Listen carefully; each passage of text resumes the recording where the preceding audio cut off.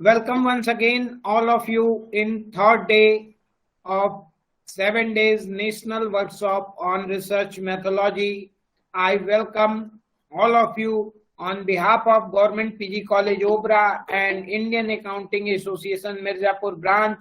I, Dr. Vikas Kumar, Assistant Professor, Department of Commerce, Government PG College Obra, once again welcome all of you in third days. Today's the same resource person with us, Mr. Sasank Srivastava. He is very energetic and creative research scholar from IIM Raipur, Chhattisgarh.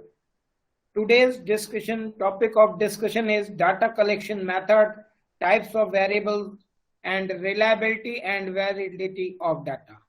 I welcome Mr. Sasank Srivastava to take session today. Mr. Sasank, over to you. Thank you so much, sir. Thank you so much. With the permission and blessings of all the respected professors present in this webinar, I want to lead this session ahead. And before starting today's session, कल जब हम session ले रहे थे तो मैंने literature review पे कुछ बात की थी, and I have promised that I will show you the latest method of literature review, where the literature review is not written in paragraph but in continuation. तो उसके लिए जो भी पार्टिसिपेंट्स का वो क्वेश्चन था, अगर वो प्रेजेंट है तो वो एक बार देख लें। हम एक बार आपको दिखा देते हैं। इस पेपर को देखिए जो आपके सामने लिखा हुआ है। I hope it is visible, sir. Yes, perfectly visible. Yes, sir. Okay, तो लिटरेचर रिव्यू कंटिन्यूएशन में कैसे लिखा जाता है? इस पेपर में देखिए आप, पहला हेडिंग पेपर नहीं है ये, वैसे ये एक पेपर का प्रपोजल है। इसमें बैकग्राउंड एंड ऑब्जेक्टिव्स पहली हेडिंग है और दूसरी हेडिंग है लिटरेचर रिव्यू। इस लिटरेचर रिव्यू में देखिए कहीं भी पैराग्राफ वाइज हमने ना ऑथर का नाम और ना ही उसके ईयर के साथ पैराग्राफ बनाया हुआ है। तो कल जो बात हो रही थी, मुझे एग्जैक्टली उनका नाम नहीं याद है, जो कह रहे थे कि ईयर और ऑथर का नाम लिख कर फिर हम एक पैराग्राफ बनाते हैं, फिर नेक्स्ट पैराग्राफ में दूसरे ऑथर और पेपर का ईयर लिख करके एक पैराग्राफ बनाते हैं। तो I have said that it is an old fashion technique, और ये लिटरेचर रिव्यू का लेटेस्ट टेक्निक है जहाँ पे आप कंटिन्यूएशन में लिखते जाते हैं और मतलब आप ऑथर वाइज पैराग्राफ को बांटते नहीं है, यू राइट इन कंटिन्यूएशन। एक चीज को आप दूसरे चीज से लिंक करते हुए, हर एक लाइन एक दूसरे से लिंक होती है, और प्रोग्रेसिव वे में आप एक लिटरेचर रिव्यू बताते हैं कि कैसे कैसे उस टॉपिक का डेवलपमेंट हुआ है और कैसे कैसे उस पर काम होते हुए आप लेटेस्ट काम तक उसको लेकर के आते हैं। तो this is the continuation way of writing literature review. इसको कई सारे पेपर्स में भी अप्लाई किया जाता है। हम एक छोटा सा पेपर भी आपको दिखा देते हैं साथ में।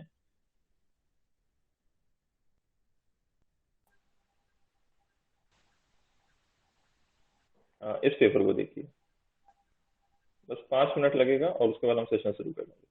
The investor trading behavior and stock market volatility during crisis period, a dual long memory model for the Korean stock exchange। ये विले एंड सन्स में, जैसे कल मैंने कई सारे रिपोजिटरी का नाम बताया था, वैसे विले एंड सन्स भी एक रिपोजिटरी है, SPSS सॉरी स्कोपस और एल्सेवियर के जैसा। तो विले एंड सन्स में ये पब्लिश हुआ है और जर्नल का नाम है international journal of financial economics. अब आप इस पूरे पेपर में ब्लू हेडिंग्स देखिएगा, जहां जिस भी चीज को मैंने ब्लू से हाईलाइट किया हुआ है, तो जितने भी ब्लू से मैंने हाईलाइट किए हुए हैं वो सारे पेपर्स के नाम हैं जो वो साइट कर रहा है एक लिटरेचर रिव्यू के तौर पे।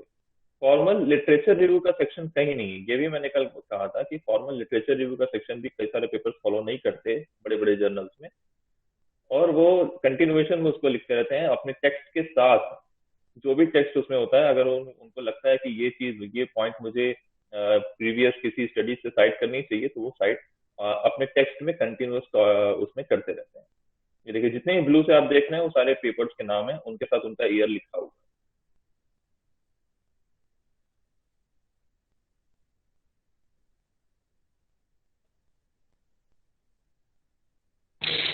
Hello sir. Yes yes sir ये क्वेश्चन है, ये जो सर ब्लू से सर जो लिखा गया है सर, ये कंटेंट कहाँ से मिलेगा सर हमको, जैसे मतलब रिव्यू लिटरेचर करना रहेगा तो सर? ये मैंने कल बताया था, कल के सेशन में मैंने बताया था कि आप रिपोजिटरीज में जाइए, जर्नल्स को सर्च कीजिए और वहां से फिर ये आपको मिलता है। मेरा दिखाने का उद्देश्य बस इतना था कि कंटिन्यूअस वे में उसको कैसे लिखा जाता है। सर इसमें भी हम लोग टेस्ट करते हैं सर, इसमें जैसे मतलब जो पेपर जो जैसे पब्लिश करते हैं सर, तो इसमें सर जैसे रिसर्च मेथोलॉजी में जैसा जैसे कुछ कुछ पार्ट होता है सर, तो इसमें हम लोग टेस्टिंग करते हैं सर। हाँ हाँ, बिल्कुल बिल्कुल, बिना टेस्ट पे कैसे करेंगे? लिटरेचर रिव्यू में टेस्ट नहीं होते हैं, टेस्ट वैसे हाइपोथेसिस में होते ऑब्जेक्टिव के बेस पे सर करते हैं ना सर? हैं। हाँ बिल्कुल, ऑब्जेक्टिव के बेस पे आपका जो ऑब्जेक्टिव रहेगा उसके बेस पे हाइपोथेसिस बनेगी, उसके हिसाब से टेस्ट लगेंगे। जी जी जी सर, जी sir, thank you sir. Okay, तो आज का हमारा एजेंडा है Excuse types me, of sir. Can I data. ask one question? हाँ मैम बिल्कुल। Sir, actually, I am also a research scholar, so I wanted to know. Yes Basically, मेरी guide ने मुझे suggest किया है कि that I should prepare review of literature in tabular form. Okay, Tabular form में का है, table form में. तो can you suggest me how best I can prepare for the same? What things I need to include in the same? क्या क्या pointers मुझे note down tabular करने form चाहिए में tabular? कल जो मैंने एक्सेल शीट आपको दिखाई थी, उस एक्सेल शीट में आपने देखा होगा कि मतलब year, author's name, journal, finding and methods used, mainly ये चीजों की हेडिंग बनती है। ये चीज तो मतलब अगर आप लिटरेचर रिव्यू कर रहे हैं अपने लिए तो आप एक एक्सेल शीट में काफी डिटेल में उसको लिखते हैं, लेकिन जब आपको उसको रिपोर्ट करना है टेबुलर फॉर्म में जैसा आप कह रही हैं, तो टेबुलर फॉर्म में मेनली हम लोग इंक्लूड करते हैं ऑथर का नाम, पेपर का publication year, objective of the paper, finding, that's all. Sir ऐसा भी होता है कि अगर हम टैबुलर फॉर्म में रिव्यू ऑफ लिटरेचर कर रहे हैं तो उसमें जो हमारा प्लैगरिज्म का चांसेस है वो कम हो जाते हैं. Is there any relation between plagiarism and making a review of literature in tabular form? See, most of the plagiarism comes in only two sections of the paper. One is literature review and another is reference. इन्हीं दो में सबसे ज्यादा plagiarism आता है, और plagiarism से बचने के लिए मतलब प्लेगरिज्म आता है इसलिए क्योंकि मोस्ट ऑफ द रिसर्चर्स में रिसर्चर ये करता है कि एब्स्ट्रैक्ट या फिर पेपर से ही चीजों को कॉपी पेस्ट उठा करके ऑब्जेक्टिव है उसमें लिख देता है। करना आपको ये नहीं है, आपको पेपर पढ़ने के बाद पेपर को बंद कर देना है और अपने वर्ड्स में उसको लिखना है। अपने वर्ड्स में आप उसकी फाइंडिंग बताइए, अपने वर्ड्स में उसके टूल्स बताइए, और अपने वर्ड्स में उसकी मेथोडोलॉजी बताइए, तो बट आपका सर प्लेगरिज्म स्टिल नहीं होगा। अगर जो कोई फाइंडिंग्स है या जो चीजें हैं पेपर की वो ऑलमोस्ट सिमिलर ही होती है, हम कितनी भी लैंग्वेज चेंज कर लें उसको, बट जो अगर हमें जो इम्पैक्ट जिस चीज का जिस पर आया वो तो हम वही लिखेंगे ना सर? यस यस यस, तो मैक्सिमम केस में ऐसी देखिए प्लेगरिज्म एग्जैक्टली कॉपी पेस्ट को नहीं कहते हैं, ऐसी प्लेगरिज्म इग्नोर भी की जाती है, इसीलिए एक ब्रैकेट होता है कि 10% या 15% से ज्यादा प्लेगरिज्म एक्सेप्टेबल नहीं है। तो वो 10% का ब्रैकेट इसीलिए दिया गया है कि पूरे पेपर में इससे ज्यादा प्लेगरिज्म ना आए। जीरो प्लेगरिज्म पहुंचना ऑलमोस्ट इम्पॉसिबल है। Okay sir, thank you. Thank you ma'am. तो सेशन से पहले इतने क्वेश्चन। Sir, excuse me. हाँ हाँ हाँ, Sir, I have heard of two types of literature review, chronological, thematic. So the one that you showed, sorry can I call thematic literature review? Thematic literature review, right? And Yes, sir. So the one you showed, can I call it thematic? आप chat box में अगर आप लिख देंगे तो मेरे लिए benefit होगा, क्योंकि आपकी आवाज बहुत ब्रेक हो रही है। Okay, sir. Sir, excuse me. Sir, you said, sir, plagiarism sir references में भी आता है. तो सर जब हम उसको ROL में डालेंगे या कहीं पे भी सर रिजल्ट नहीं सर इंटरप्रिटेशन में डालेंगे, तो सर वो रेफरेंस तो हमें पुट अप करनी पड़ेगा. तो सर वहां पे कैसे plagiarism हो जाएगा? मैडम नहीं, रेफरेंसेस मेरे कहने का मतलब एज इट इज पेपर से उठा के कॉपी पेस्ट कर देते हैं लिटरेचर रिव्यू और रेफरेंसेस, इसीलिए वो प्लैगरिज्म आता है मैडम। अगर आप अपने से करेंगी तो उतना नहीं आएगा, और जो सीक्वेंसेस दूसरे रिसर्च पेपर में होता है सेम सीक्वेंस में यहाँ भी आ जाता, इसलिए वो प्लैगरिज्म आइडेंटिफाई होता। ऑल राइट, आई थॉट कि सर रेफरेंस और जो सर जो नेम है ऑथर का नेम और जो उनका पेज नंबर है जो भी जर्नल है और जो इतना ब्रैकेट वो लेके चलते हैं। हमें डालना ही डालना है, तो वो कैसे अवॉइड कर देंगे? वो तो नहीं अवॉइड कैसे हो सकता है? उसी के लिए शशांक सर टोल्ड दैट कि 10% margin available for that.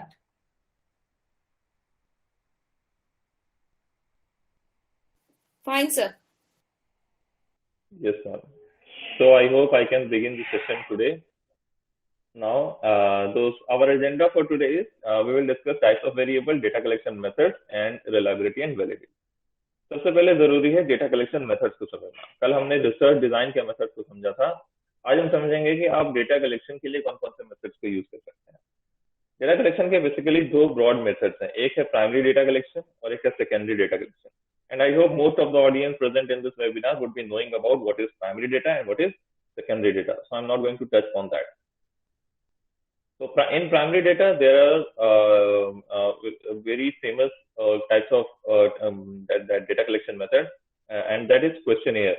Questionnaire design करना और questionnaire float करके data collection करना बहुत ही primary data collection का बहुत ही famous technique है. Other techniques are interviews, observation, focus group discussion, Delphi technique, and experiments. एक एक करके सब पे बात करेंगे। क्वेश्चन और सर्वे, ये प्राइमरी डेटा कलेक्शन का सबसे फेमस टेक्निक है। आपने क्वेश्चन डिजाइन किया और क्वेश्चन डिजाइन करने के बाद आपने उसको सर्वे फॉर्म में लोगों से भरना शुरू किया। अब इसको भी दो तरीके से किया जा सकता है। एक तो आप आज के जमाने में एक गूगल फॉर्म या इंटरनेट का फॉर्म आप मतलब सबको भेज करके डेटा कलेक्शन कर लें, जो मैक्सिमम केसेस में आज यूज हो रहा है। और दूसरा है कि आप पर्सनली जा करके सबसे लोगों से मिले और उसके बाद अपने क्वेश्चन को खुद अपने हाथ से भरें। तो ये ब्रॉडली दो टाइप्स ऑफ क्वेश्चनर को फ्लोट करने का और डेटा कलेक्शन करने का तरीका है। Next is interview. Interview means the interview that you know about कि you go and meet people personally और उसके बाद आप डेटा कलेक्शन करते हैं। Next is observation. Observation means there is a matter of study, कोई मैटर ऑफ स्टडी है और आप उसको ऑब्जर्व कर रहे हैं।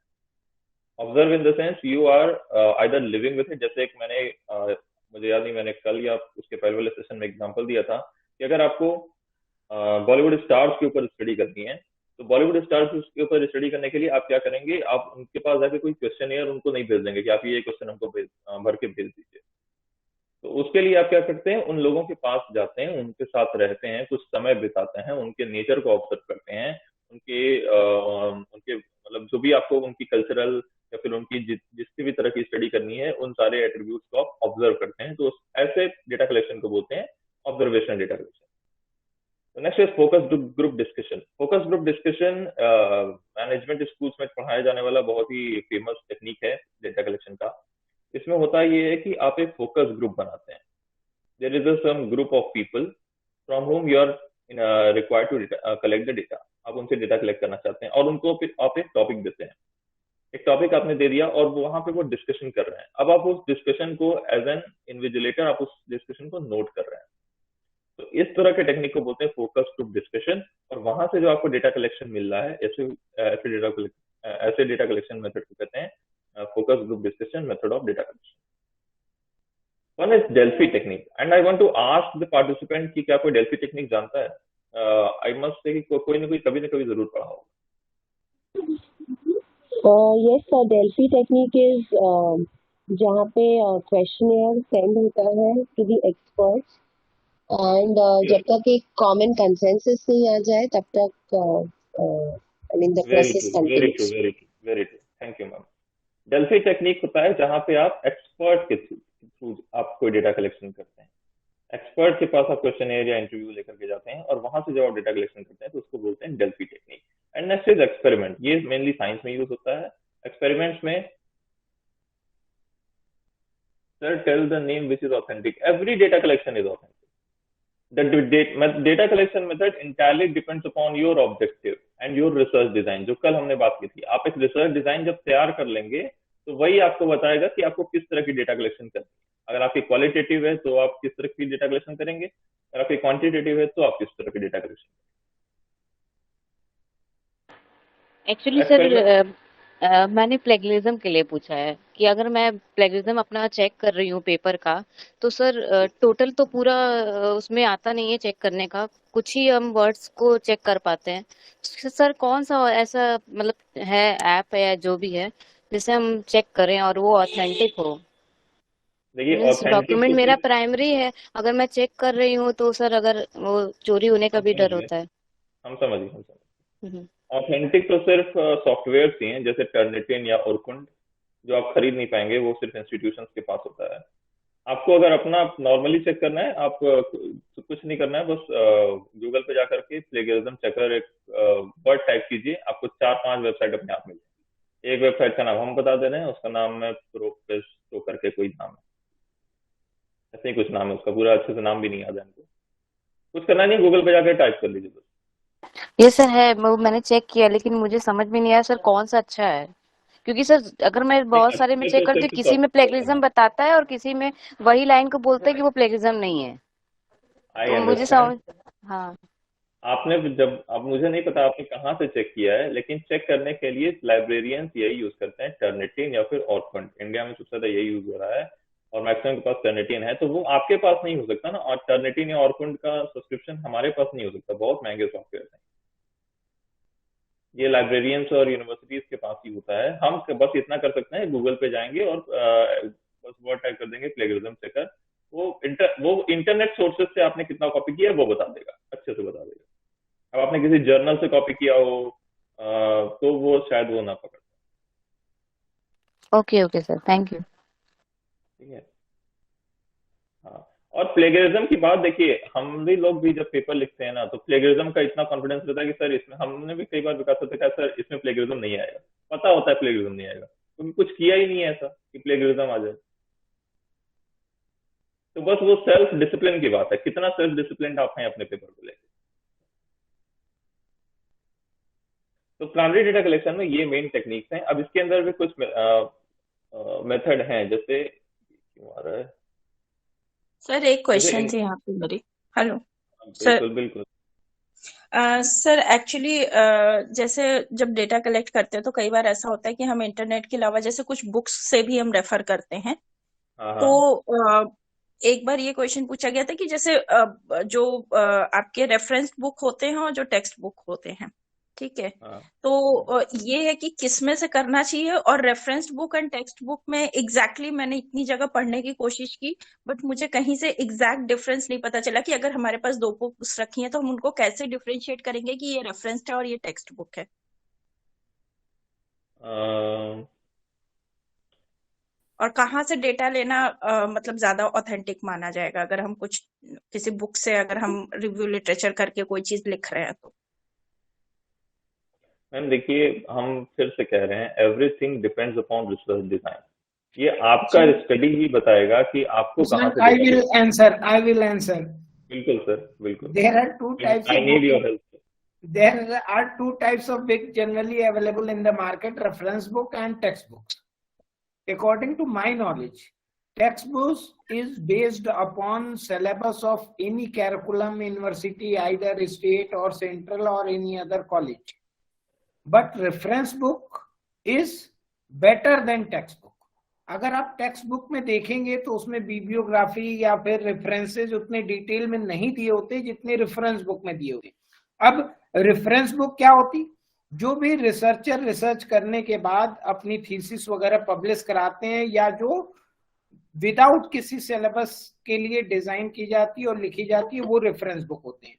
तो आपका क्वेश्चन है कि टेक्स्ट बुक और रेफरेंस बुक में कौन सी ऑथेंटिक है, तो मी अकॉर्डिंग टू मी आप रेफरेंस बुक को प्रेफर करिएगा। Okay, thank you sir. और क्वेश्चन आंसर अगर टॉपिक से रिलेटेड हो तो आप लोग तुरंत पूछिए, otherwise at the end of session time provide किया जाएगा क्वेश्चन डिस्कशन का। Thank you sir for helping मी।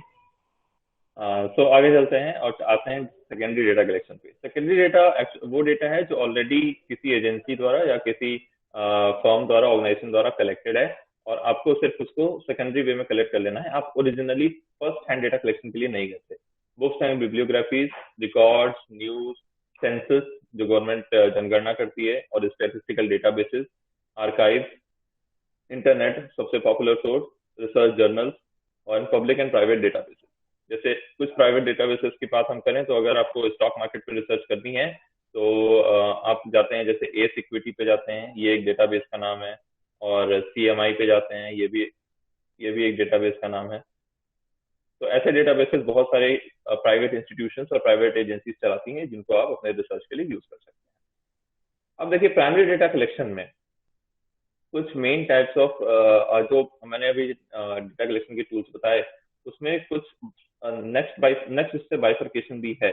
जैसे क्वेश्चनियर में, questionnaire can be of two types. One is open-ended questionnaire, other is closed-ended questionnaire, and the mix of it is called mixed questionnaire.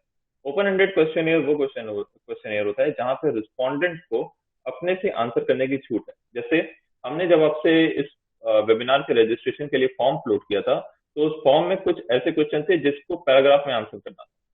जैसे हमने कुछ के लिए आपको option दिए ही नहीं थे। जैसे आई थिंक एज के लिए हमने आपको ऑप्शन नहीं दिया था, हाइट के लिए हमने आपको ऑप्शन नहीं दिया था। तो ये ओपन एंडेड क्वेश्चन है जहाँ पे आपको खुद से उसको भरना है, there is no option available to it. Closed ended question is a questionnaire where respondent is required to answer within the options available. जो ऑप्शन आपको अवेलेबल है उसी में से आप आंसर कर रहे हैं अगर, तो उसको बोलते हैं क्लोज्ड एंडेड क्वेश्चनियर। रिस्पोंडेंट को अपनी तरफ से कुछ कहने का, कुछ बोलने का उसमें कोई ऑप्शन नहीं है। और एक क्वेश्चनियर ऐसा भी होता है जिसमें दोनों की तरह के क्वेश्चंस अवेलेबल होते हैं। ओपन एंडेड, कुछ क्वेश्चंस ओपन एंडेड होते हैं, कुछ क्वेश्चन क्लोज एंडेड होते हैं। जैसे फीडबैक से रिलेटेड कुछ जब क्वेश्चनियर बनता है तो उसमें पहले क्वेश्चंस में आपको ऑप्शन दिया जाता है कि रेट 1 से 5 तक रेट कीजिए, और उसके बाद आपसे कुछ सजेशंस मांगे जाते हैं। और अभी जो हमने आपको इसमें फ्लोट करके इस वेबिनार के रजिस्ट्रेशन के लिए जो क्वेश्चनियर फ्लोट किया था, आप जरा बताएं कि वो किस तरह का क्वेश्चनियर था? वो ओपन एंडेड था, क्लोज एंडेड था या मिक्स था? So mix. Sir I think mix. Yes, it was mixed. Thank you. Next is interview. Interview can be of two types. One is a structured interview and another is unstructured interview. Structured interview means जहां पे आपके questions pre decided हैं। जहां पे अगर आपके questions pre decided हैं, आपने एक पेपर पे क्वेश्चन लिखा हुआ है और उन्हीं क्वेश्चन को आप पूछेंगे। एक क्वेश्चन खत्म हुआ, then after the answer the next question will come. वो क्वेश्चन खत्म हुआ, then after the answer the next question will come. तो ऐसे इंटरव्यू को बोलते हैं स्ट्रक्चर्ड इंटरव्यू। अनस्ट्रक्चर्ड इंटरव्यू उस तरह का इंटरव्यू है जहां पे आप क्वेश्चन के साथ लिबर्टी लेते हैं। आपने पहला क्वेश्चन पूछा, रिस्पोंडेंट ने कुछ आंसर किया, अब आप ये इस बात के लिए बाध्य नहीं है कि you will ask the second question after it. आप उसके बाद कोई भी क्वेश्चन पूछ सकते हैं, और सिर्फ वही क्वेश्चन नहीं, उस आंसर के बलबूते जो आंसर रिस्पोंडेंट ने दिया है उसके बेस पे आप अपने क्वेश्चन को चेंज भी कर सकते हैं। तो वहां पे कोई एक स्ट्रिक्ट स्ट्रक्चर फॉलो नहीं किया जाता, और ऐसे स्ट्रक्चर को बोलते हैं, ऐसे इंटरव्यू को बोलते हैं अनस्ट्रक्चर्ड इंटरव्यू। ऑब्जर्वेशन, ऑब्जर्वेशन भी कई तरह का हो सकता है, दो तरह का हो सकता है। एक स्ट्रक्चर्ड या controlled observation and another is unstructured या natural observation and the third is participatory observation. Structured या कंट्रोल्ड ऑब्जर्वेशन जहां पे आप जिसको ऑब्जर्व कर रहे हैं उसको पता नहीं है कि आप उसको ऑब्जर्व कर रहे हैं। सॉरी, आई थिंक आई मिसस्प्रेड, मैंने गलत बोला कि स्ट्रक्चर्ड या कंट्रोल्ड ऑब्जर्वेशन वो ऑब्जर्वेशन है जहां पे रिस्पोंडेंट को या जिसको आप ऑब्जर्व कर रहे हैं उसको ये पता है कि आप उसको ऑब्जर्व कर रहे हैं, और उसके बाद हम उसको वहां से डेटा कलेक्ट करते हैं। जैसे कभी कभी जैसे जब मेडिकल में डेटा कलेक्ट करना होता है, या फिर अगर हम किसी का वो जो क्या बोलते हैं उसको पॉलीग्राफ टेस्ट अगर कर रहे हैं, जहाँ पे हम झूठ या सच पता कर रहे हैं कि वो झूठ बोल रहा है या सच बोल रहा है, तो वहां पे उस इंसान को पता होता है कि मेरा पॉलीग्राफ टेस्ट हो रहा है। तो ऐसे में इसको बोलते हैं स्ट्रक्चर्ड या फिर कंट्रोल्ड ऑब्जर्वेशन। दूसरा होता है अनस्ट्रक्चर्ड या फिर नेचुरल ऑब्जर्वेशन, जहां पे इंसान को या फिर रिस्पोंडेंट को नहीं पता कि वो ऑब्जर्व किया जा रहा है। फॉर एग्जाम्पल, मान लीजिए आपको एक रिसर्च करनी है स्मोकिंग हैबिट्स पे या ड्रिंकिंग हैबिट्स पे। अब आप अगर किसी से जाके पूछें कि क्या आप स्मोक करते हैं, तो क्या वो बताएगा कि हम स्मोक करते हैं? आई डोंट थिंक कि कोई बताएगा कि हम स्मोक करते हैं या हम ड्रिंक करते हैं। तो ऐसे में आपको क्या करना होगा कि वहां पे एक अनस्ट्रक्चर्ड वे में नेचुरल इन्वायरमेंट में उससे डेटा कलेक्ट करना होगा, और आप उसको ये नहीं बताएंगे कि आप उसके साथ डेटा कलेक्शन कर रहे हैं। और तब जब डेटा कलेक्शन करेंगे अनस्ट्रक्चर्ड वे में बिना उसे बताए, तो उसको बोलते हैं अनस्ट्रक्चर्ड या नेचुरल ऑब्जर्वेशन। पार्टिसिपेटरी ऑब्जर्वेशन, इसी एग्जांपल को ले लीजिए कि अगर आपको ये पता करना है कि सामने वाला ड्रिंक या फिर अल्कोहल कंज्यूम करता है या नहीं करता है, या स्मोक करता है या नहीं करता है, आप इसको कलेक्ट करने का सबसे अच्छा तरीका ये है, बेस्ट तरीका ये है कि आप उससे जाके दोस्ती कर लीजिए। उससे दोस्ती कीजिए, उसके साथ 4 दिन घूमिए फिरिए, जो करता है वो करिए, और उसके बाद 4 दिन बाद उसको ऑफर कीजिए, या खुद वो आपको ऑफर करेगा, और आपको इससे पता चल जाएगा कि वो ड्रिंक करता है या नहीं करता। तो ऐसे में आपने क्या किया कि आप उसके साथ पार्टिसिपेट हुए, आप उस सैंपल में उस इंसान के साथ पार्टिसिपेट हुए, और आपने पार्टिसिपेट होकर के उसको ऑब्जर्व किया। तो ऐसे वो इस मेथड को बोलते हैं पार्टिसिपेटरी मेथड ऑफ ऑब्जर्वेशन। और ये सारे प्राइमरी डेटा कलेक्शन के टेक्निक्स हैं। बहुत ही अच्छा एग्जांपल हम एक और सेशन में ये दे चुके हैं कि जिस कॉलेज में मैंने अपनी बैचलर और मास्टर्स की है, वहाँ के लाइब्रेरी में वाराणसी के ऊपर लिखी हुई एक बुक रखी हुई है। और वाराणसी पे आई थिंक वो 10 ईयर की स्टडी है, कोई फॉरेनर की स्टडी है, वो फॉरेन लेडी हैं जो मेरे ख्याल से 2001 या 2002 में वाराणसी आई थी। और उसके बाद 2010 तक रहने के बाद उन्होंने एक बुक लिखी वाराणसी के ऊपर, और वो बुक लाइब्रेरी में अवेलेबल है। तो यहाँ पे उन्होंने क्या किया, किस तरह का रिसर्च किया या किस तरह का डेटा कलेक्शन किया। एक प्राइमरी डेटा में ऑब्जर्वेशनल डेटा कलेक्शन है, जिसमें उन्होंने खुद पार्टिसिपेट किया है, बट लोगों के साथ समय बिताया है, कल्चरल स्टडी की है, और तब जाकर के ये रिसर्च बेस्ड बुक लिखी गई है। तो ऐसे मेथड को बोलते हैं participatory based of observation method of data collection. And I hope I am clear at this point of time. Yes, sir. Excuse me sir. Yes sir participatory और natural जो ऑब्जर्वेशन उसमें डिफरेंस बता दिए।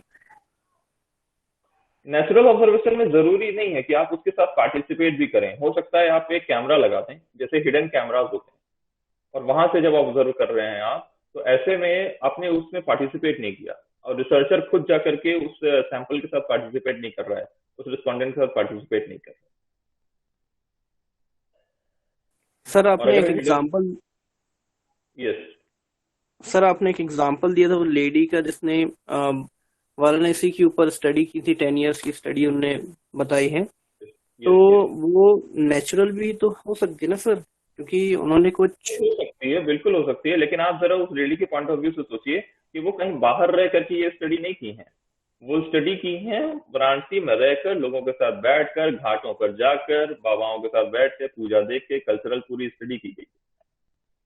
और in fact हम बताएं कि उसके बाद वो मेरे ख्याल से पूरी बुक हम नहीं पढ़े हैं, लेकिन उन्होंने शायद शहर फिर छोड़ा नहीं। वो ग्रुप एक आया था, क्योंकि पहले के कुछ पेजेस मैंने पढ़े हैं, तो उस पर लिखा है कि वो ग्रुप में आए थे, वो लोग ग्रुप के सारे लोग चले गए, वो नहीं। हाँ सर। ओके सर ये यस जैसे जंगल में किसी चिंपैंजी के ग्रुप को अगर ऑब्जर्व किया जाए लंबे समय तक 5 साल के लिए with the help of camera और देखा भी जाए उनको, तो it will be natural observation ना। Yes sir, yes, it will be natural observation. So this was all about our data collection. Next, we will come to the skills of data measurement. किसी भी data collection को major करने के कुछ scales बने हुए हैं। पहला है नॉमिनल स्केल, दूसरा है ordinal scale, third is interval, and fourth is ratio. Maximum लोग इसको पढ़े होंगे। तो नॉमिनल स्केल वो स्केल है जहां पे आप नॉमिनल डेटा कलेक्शन कर रहे हैं, यानी कि वो डेटा जो है वो या तो टेक्सचुअल डेटा है या फिर न्यूमेरिकल भी है, तो ऐसा है कि जिसके ऊपर कोई भी मैथमेटिकल ऑपरेशन पॉसिबल नहीं है। There is no mathematical operation possible.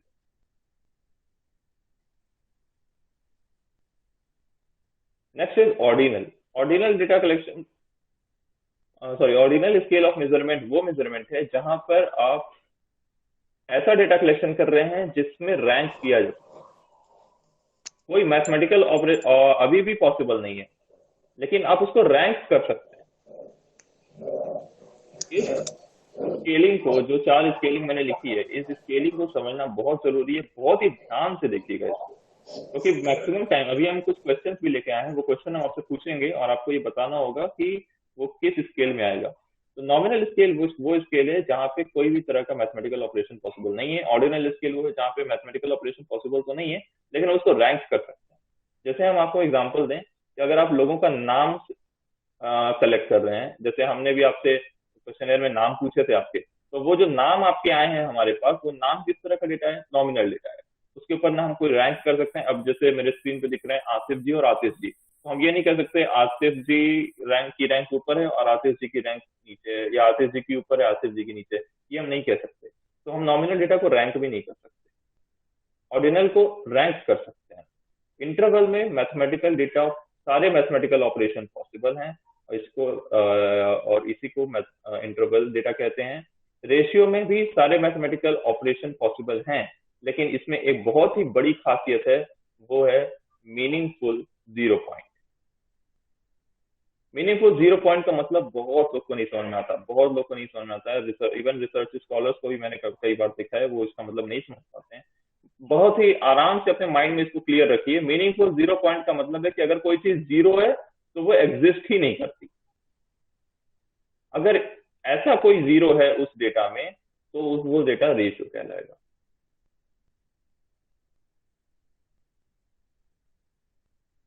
मेरे डिस्क्रिप्शंस को बहुत ध्यान से अपने माइंड में रखिएगा, उसी डिस्क्रिप्शन के बेस पे आगे आपको आंसर करना है, क्योंकि बिना एक्सरसाइज के ये स्केल ऑफ मेजरमेंट समझना बहुत मुश्किल है। इस फिगर को देखिए, नॉमिनल स्केल नेम्ड वेरिएबल, जहां पे आप लोगों का नाम वगैरह कलेक्ट कर रहे हैं, या ऐसा वेरिएबल कलेक्ट, सिर्फ नाम से मत समझिएगा इसको, ऐसा समझिएगा कि ऐसा वेरिएबल आप कलेक्ट कर रहे हैं जिसके ऊपर कोई भी मैथमेटिकल ऑपरेशन पॉसिबल नहीं है, ना ही हम उसको रैंक कर सकते हैं। अगर आप उसको रैंक कर सकते हैं तो फिर वो ऑर्डिनल है, अगर आप उसको रैंक कर सकते हैं तो फिर वो ऑर्डिनल है। रैंक करने के बाद हम उसके ऊपर कोई मैथमेटिकल ऑपरेशन भी लगा सकते हैं, और उसका प्रोपोर्शनेट इंटरवल है बिटवीन वेरिएबल्स। फॉर एग्जांपल, अगर हम कोई दो डेटा कलेक्ट किए हैं ए और बी, तो ए से बी के बीच में जितनी दूरी है उतनी ही दूरी बी से सी के बीच में भी है। तो ऐसे में अगर प्रोपोर्शनेट बिटवीन इंटरवल जो है वो इक्वल है दोनों के बीच का, तो ऐसे को बोलते हैं इंटरवल डेटा। इस पे सारे मैथमेटिकल ऑपरेशन पॉसिबल होते हैं। मैथमेटिकल ऑपरेशन में मेरा कहने का मतलब है plus, minus, multiply and divide. आप इंटरवल का अगर कोई डेटा है, इंटरवल स्केल पे कोई डेटा है, तो उस पे ये चारों ऑपरेशन पॉसिबल होंगे। रेशियो पे भी ये चारों पॉसिबल होंगे, प्लस, माइनस, मल्टीप्लाई, डिवाइड। लेकिन इनके साथ साथ एक मीनिंगफुल 0 भी होगा। 0 मीन्स नथिंग, 0 मीन्स नथिंग। इसका एक एग्जांपल लिखिए, आप मुझे आंसर करेंगे। एज, एज एक वेरिएबल है, आपको बताना है कौन सा वेरिएबल है। नॉमिनल, ऑर्डिनल, इंटरवल, रेशियो, जल्दी से। इंटरवल। किसी ने लिखा हुआ है रेशियो, कोई बोल दिया interval, interval, ordinal. Interval, interval, interval, interval होगा सर। इंटरवल। मेका जी बोला इंटरवल, हम रीजन जानना चाहेंगे। सर क्योंकि हर एक उसमें गैप होता है ना, कि कोई 1 साल का होता है, कोई 2 साल का होता है, कोई 3 साल का, तो उनके बीच में प्रॉपरली एक गैप होता है। रेशियो क्यों नहीं है ये? सर रेशियो में सर 0 मतलब कोई न्यू बॉर्न बेबी है सर, तो उसके लिए क्या मतलब करेंगे? वेरी गुड, वेरी गुड, बस बस बस हम समझ गए, थैंक यू। एज, अगर एज किसी की 0 है, अगर कोई न्यू बॉर्न बेबी है तो जाहिर सी बात होती है 0 है। लेकिन 0 कैन, अगर उसकी एज 0 है तो उसका मतलब ये थोड़ी ना है कि बेबी एग्जिस्ट ही नहीं करता, बेबी एग्जिस्ट तो कर रहा है। यानी एक मीनिंगफुल 0 पॉइंट यहाँ पे नहीं है। 0 मीन्स, हमने कहा था रेशियो में होगा अगर, तो वो उसका मतलब होगा कि 0 मीन्स नथिंग। बहुत लोग चैट बॉक्स में रेशियो लिखे थे, आप इस बात को समझिए यहाँ पे कि 0 मीन्स नथिंग। अगर उस बच्चे की एज 0 है तो ऐसा नहीं है कि वो बच्चा एग्जिस्ट ही नहीं करता, वो तो अपनी मम्मी गोदी में रो रहा होगा।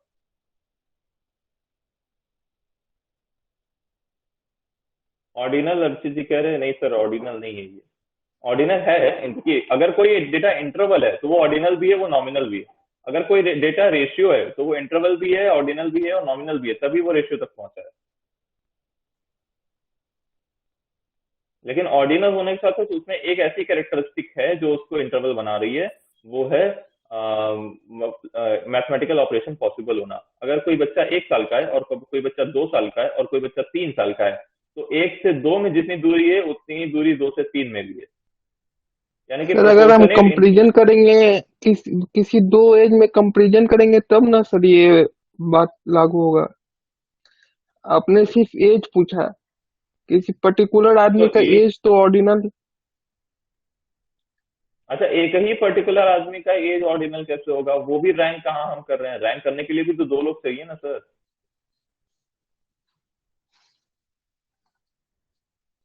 समझ पा रहे हैं आप? जी सर, जी सर। जी, प्रोपोर्शनेट इंटरवल बिटवीन वेरिएबल का मतलब है कि अगर कोई 1 साल का है, कोई 2 साल का है, कोई 3 साल का है, तो 1 से 2 साल वाले के बीच में जितनी दूरी है, 2 से 3 साल वाले के बीच में उतनी ही दूरी है। इसको बोलते हैं proportionate interval between variable.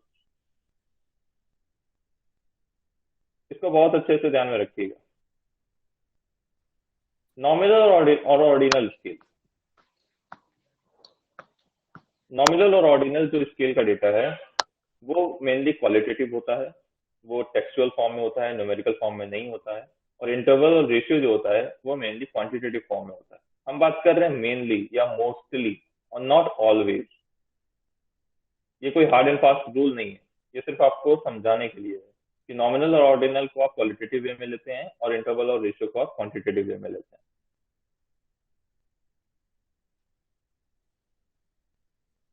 Now let us come two types of variables. अभी तक आपने पढ़ा है कि डेटा अगर आपने कलेक्ट किया या वेरिएबल्स आपने कलेक्ट किया तो वो किस किस स्केल पे आप उसको मेजर कर सकते हैं। लेकिन वेरिएबल सर होते कितने प्रकार के हैं? Yes, sir sorry for interjecting. Sir मेरा एक छोटा सा डाउट था, थोड़ा सा आउट ऑफ द बिल्कुल वे है। आपने सर मीनिंगफुल जीरो की बात कही, लेकिन हाँ अगर हम रियलिटी में देखें तो sir there is nothing such as zero. मतलब जैसे हम लेंथ की स्केल पे भी जीरो दिखाते हैं सेंटीमीटर में, तो दुनिया में ऐसी कोई चीज है ही नहीं जिसका लेंथ जीरो हो। वो अगर है ही नहीं तब हम उसको मान लेंगे कि जीरो है, बट इफ इट एग्जिस्ट तो उसका कुछ ना कुछ लेंथ तो होगा सर। आप सही कह रहे हैं, बिल्कुल आप सही कह रहे हैं। इसको जब हम अभी टाइप्स ऑफ वेरिएबल में 2 वेरिएबल लेंगे, हम एक डिस्क्रीट लेंगे और एक कंटिन्यूअस लेंगे, तब हम जो बताएंगे ना आप उससे वहां पे रिलेट कीजिएगा कि हम क्या बताना ओके चाहते हैं। अगर फिर भी डाउट नहीं होगा तो प्लीज पूछ लीजिएगा सर। हमने ये सीख लिया कि आप डेटा को कितने उस पे कितने स्केल्स पे कलेक्ट कर सकते हैं, लेकिन जिस वेरिएबल को आपने कलेक्ट किया है वो कितने तरीके का हो सकता है। तो टाइप्स ऑफ वेरिएबल में देखिए, इसमें भी हम जैसे मैंने कल आपको बताया कि रिसर्च डिजाइन अगर आप ढूंढने जाएंगे तो अलग अलग बुक्स में अलग अलग मिलेगा, और जब आप कई बुक को कंबाइन करेंगे तो आपके पास एक कलेक्शन बनेगा। तो यहाँ पे भी टाइप्स ऑफ वेरिएबल्स काफी अलग अलग देखने को मिलता है अलग अलग जगह पर। मैंने कोशिश की है कि सबको एक जगह कंबाइन किया जाए, और यकीन मानिए बहुत हेल्पफुल होगा आपको। इस तरह ये वाला जो अभी पूरी स्क्रीन पे चार्ट बन गया है, ये चार्ट अपने पास हमेशा रखिएगा। On the basis of nature और on the basis of effect, ये मैंने डिवाइड किया है, ये किसी टेक्स्ट बुक से नहीं लिया गया है। टाइप्स ऑफ वेरिएबल्स को अगर हम नेचर के बेस पे डिवाइड करें तो we come to categorical variable, continuous variable and discrete variable. Categorical variable, अच्छा एक बार सारा कर लेते हैं फिर पढ़ते हैं। और on the basis of effect there is independent या प्रिडिक्टर या कॉज वेरिएबल, डिपेंडेंट आउटकम या effect variable, extraneous variable, mediator, moderator and control variable. अब एक एक करके सबको पढ़ेंगे। Just give me 1 minute.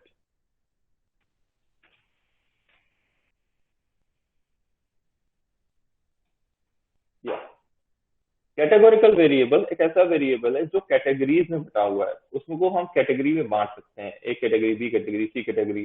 For example gender, gender को आप 2 कैटेगरी में बांट सकते हैं, 3 कैटेगरी में, mail, female and other.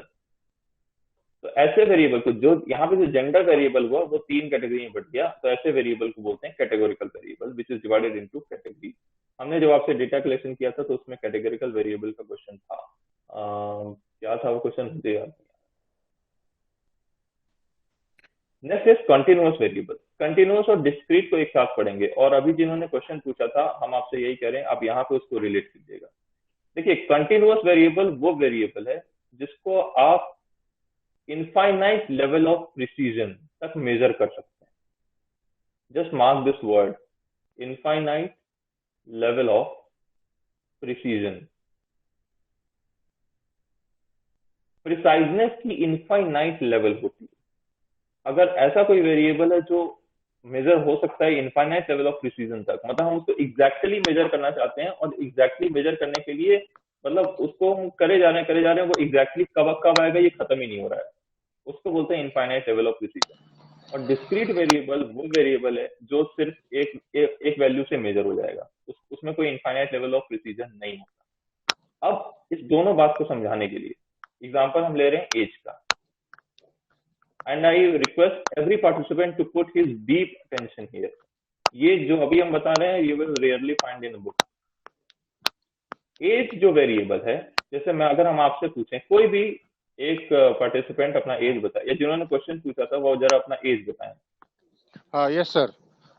As sir कोई भी एग्जैक्ट बता ही नहीं सकता, क्योंकि आपने बताया कि इनफाइनाइट प्रेसिजन डिग्रीज इसकी हो सकती हैं। तो maybe I can tell it in years, months और डेज और even hours, and may be possible into seconds also, but femtosecond, nanosecond, I won't be able to tell. Thank you so much sir. बस हम यही आपको बताना चाह रहे थे सभी पार्टिसिपेंट्स को।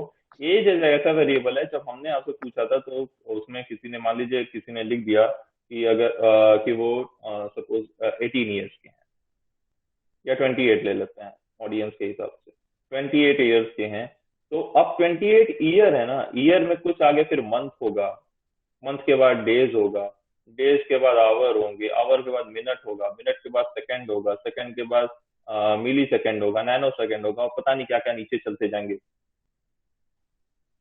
इसको इनफाइनाइट लेवल ऑफ प्रिसीजन तक मेजर करना इम्पॉसिबल है। तो क्या ये कंटिन्यूअस वेरिएबल है? ये कंटिन्यूअस वेरिएबल नहीं है। पूरे रिसर्च में इसको डिस्क्रीट वेरिएबल कंसिडर कर लिया जाता है। अगर आपने बोल दिया 28 ईयर, तो हम मान लेंगे वो 28 ईयर है, और 28 ईयर पे ही पूरी रिसर्च हो जाएगी। अगर एज किसी का कलेक्ट हो रहा है तो वो ईयर्स में ही कलेक्ट होगा, और ईयर्स में कलेक्ट होने के बाद रिसर्चर बाय डिफॉल्ट उसको ये अज्यूम कर रहा है कि this continuous variable will be regarded as discrete.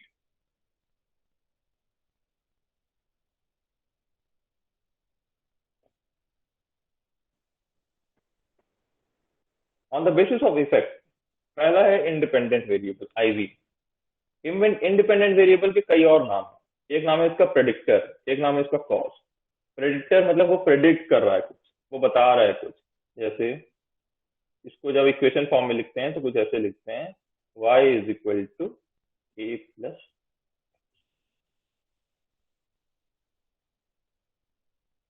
so here this x is dependent upon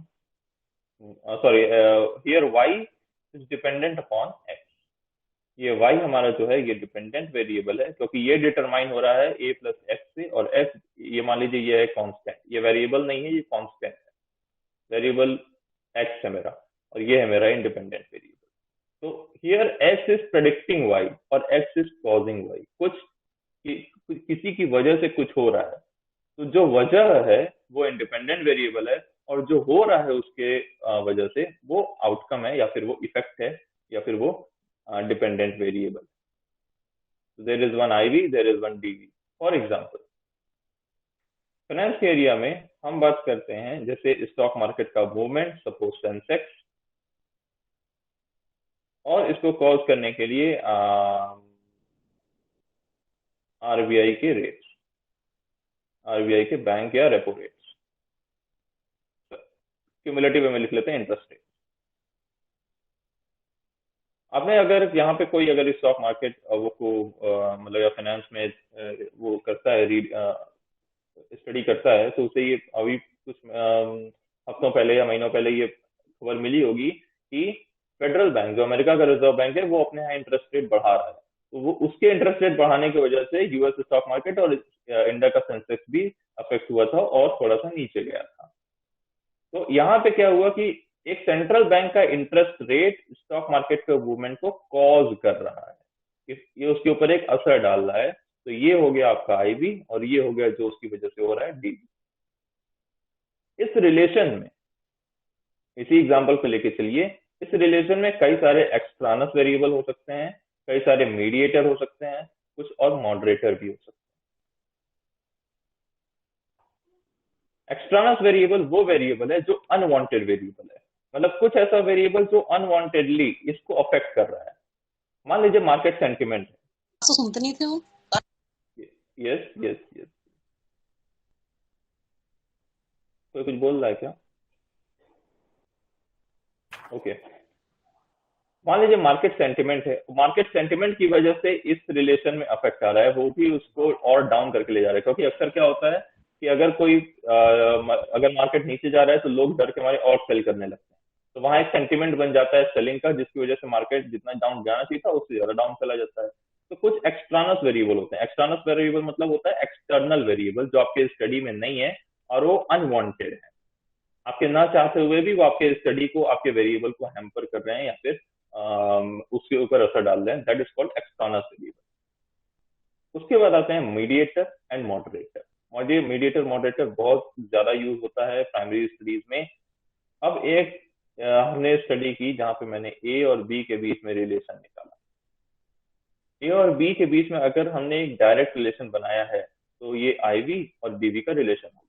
लेकिन जरूरी नहीं है कि ए को बी ही प्रिडिक्ट कर रहा हो। फॉर एग्जाम्पल, अगर बी है हैप्पीनेस और ए है सपोज इनकम, तो इनकम जितनी होगी हैप्पीनेस उतना ज्यादा होगा। मैंने ऐसा कोई रिलेशन बना करके स्टडी की है। तो ये मेरे लिए हो गया इंडिपेंडेंट वेरिएबल और ये हो गया डिपेंडेंट वेरिएबल। लेकिन क्या हैप्पीनेस सिर्फ और सिर्फ इनकम से मेजर होता है? क्या सिर्फ इनकम ही हैप्पीनेस को डिनोट करती है? ऐसा नहीं है, कुछ और भी वेरिएबल हो सकते हैं जो इस स्ट्रेंथ को बढ़ा सकते हैं या घटा सकते हैं। तो ऐसा कोई वेरिएबल जो इसकी स्ट्रेंथ को बढ़ा या घटा सकता है उसको बोलते हैं मॉडरेटर, जो रिलेशन को बढ़ा या घटा सकता है। फॉर एग्जाम्पल, अगर हम इसी में एक और रिलेशन डाल दें, फैमिली बॉन्डिंग, फैमिली के साथ आपका बॉन्ड कैसा है, तो फैमिली बॉन्डिंग अगर हम वेरिएबल इसमें डाल दें तो हमको ये पता चलेगा कि फैमिली बॉन्डिंग का हैप्पीनेस से बहुत ही स्ट्रांग रिलेशन है, और वो आपके इनकम और हैप्पीनेस वाले रिलेशन को, अगर उस वेरिएबल को अगर आप अपनी स्टडी में ले आए तो ये रिलेशन और ज्यादा स्ट्रांग हो जाएगा। तो ऐसा वेरिएबल जो आपके स्टडी वाले वेरिएबल को, वेरिएबल्स के बीच के रिलेशन को और स्ट्रांग कर रहा है, that is called moderator variable. Am I clear on this point? इसी तरह होता है सर एक बार मीडिएटर। फिर से ये सर समझा दीजिए। सर तो फिर सर प्लीज मॉडरेटर और रिपीट कर दीजिए। एक्स्ट्रानोस वेरिएबल में क्या डिफरेंस होएगा? किसमें? ये मॉडरेटर वेरिएबल और एक्स्ट्रानोस वेरिएबल में तो क्या डिफरेंस होगा? दोनों ही अफेक्ट करते हैं? हाँ, दोनों ही अफेक्ट करते हैं, लेकिन एक्सटर्नल वेरिएबल का डायरेक्शन हमें पता नहीं है। वो एक एक्सटर्नल, और इस वर्ड पे फोकस करिए, वो एक अनवांटेड वेरिएबल है, आप उसको इग्नोर नहीं कर पा रहे हैं, आप उसको स्टडी में इंक्लूड नहीं कर रहे हैं। Mediator and moderators are included in study, they are included in study. इसको आप स्टडी में इंक्लूड करते हैं, इसको एक्सटर्नल वेरिएबल को इंक्लूड नहीं करते,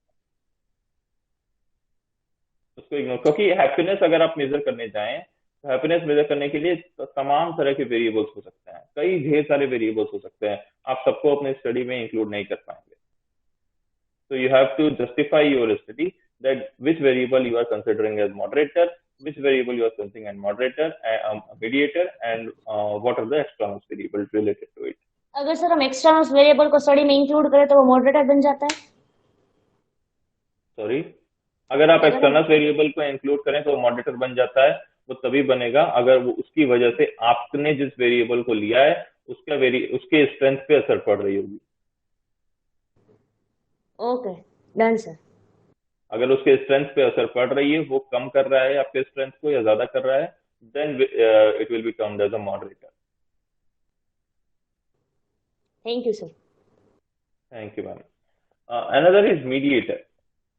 मीडिएटर क्या करता है, इस रिलेशनशिप को और अच्छे से एक्सप्लेन करता है। जैसे आप ध्यान दीजिए, मैंने फैमिली बॉन्ड को ऊपर से लगाया हुआ है, लेकिन अगर हम कोई वेरिएबल लेकर के उसको यहाँ बीच में लगाएं, that B is not directly explained by A. Income की वजह से आपका फाइनेंशियल साउंडनेस, एक और वेरिएबल बीच में आया, फाइनेंशियल साउंडनेस। आपकी इनकम की वजह से फाइनेंशियल साउंडनेस अच्छी हुई और उसकी वजह से हैप्पीनेस अच्छा हुआ है। तो ये जो फाइनेंशियल साउंडनेस, बीच में एक वेरिएबल आया जो आपके इनकम और हैप्पीनेस के रिलेशन को एक्सप्लेन करने में आपकी और अच्छे से मदद किया, ऐसे वेरिएबल को बोलते हैं मीडिएटर, जो मीडिएट कर रहा है। मीडिएटर समझते हैं ना, जो दो चीजों के बीच में मीडिएशन का काम करता है। यहाँ पे फाइनेंशियल साउंडनेस ने क्या किया, मीडिएटर का काम किया, जो आपके इनकम और हैप्पीनेस के वेरिएबल को, रिलेशन को, जो आप रिलेशन अपने स्टडी में बनाना चाह रहे थे, उसने उसको और अच्छे से एक्सप्लेन किया, and that is why financial soundness will be termed as a mediator variable. हम जल्दी से इसको और एक्सप्लेन कर देना, क्योंकि मुझे चैट बॉक्स में दिख रहा है कुछ लोग रिक्वेस्ट कर रहे हैं। आपकी स्टडी में एक वेरिएबल था इनकम और एक वेरिएबल था हैप्पीनेस। सिर्फ ये एग्जांपल है। हैप्पीनेस, आप हैप्पीनेस मेजर करना चाह रहे थे इनकम के इनकम के रिलेशन में। आप ये देखना चाह रहे थे कि अगर किसी की इनकम ज्यादा है तो क्या वो हैप्पीनेस, मतलब उसकी खुशी ज्यादा है या कम है। तो इस रिलेशन को आपने स्टैब्लिश किया और आपने स्टडी में ये पाया कि आपका एक वेरिएबल ऐसा है जो इस स्ट्रेंथ को बहुत ज्यादा इफेक्ट कर रहा है, और वो है फैमिली बॉन्डिंग। फैमिली बॉन्डिंग एक वेरिएबल है जो हैप्पीनेस को इनकम से भी ज्यादा अफेक्ट कर रहा है। और when you will include income with family bonding in your research paper, then happiness will be explained in a much better way. तब इन दोनों को साथ मिलकर आपका हैप्पीनेस का जो इंडेक्स है वो और ऊपर जा रहा है, यानी कि दोनों साथ में मिलकर हैप्पीनेस को और अच्छे से एक्सप्लेन करना है। लेकिन एक और वेरिएबल ऐसा आया और आपने ये देखा कि income is not directly affecting happiness. Income की वजह से आपकी फाइनेंशियल साउंडनेस अच्छी हो रही है, आप फाइनेंशियली साउंड बन रहे हैं, और उसकी वजह से हैप्पीनेस डिटरमाइन हो रहा है। Income is not directly determining happiness. तो इनकम और हैप्पीनेस के बीच के रिलेशन को फाइनेंशियल साउंडनेस मीडिएट कर रहा है बीच में आकर के। तो यहाँ पे इस रिलेशन में फाइनेंशियल साउंडनेस मीडिएटर है और फैमिली बॉन्डिंग मॉडरेटर है। मैंने मीडिएटर और मॉडरेटर पे फोकस सबसे ज्यादा इसीलिए किया है क्योंकि ये आगे आपको रिसर्च मेथोडोलॉजी में बहुत सुनने को मिलेगा, बहुत सारे वर्कशॉप में आपको सुनने को मिलेगा, लेकिन इसका बेसिक समझना बहुत जरूरी है। थ्योरेटिकली इसका मतलब क्या होता है वो समझना बहुत जरूरी है, otherwise you will not be able to bifurcate between them. And I hope I have made justice.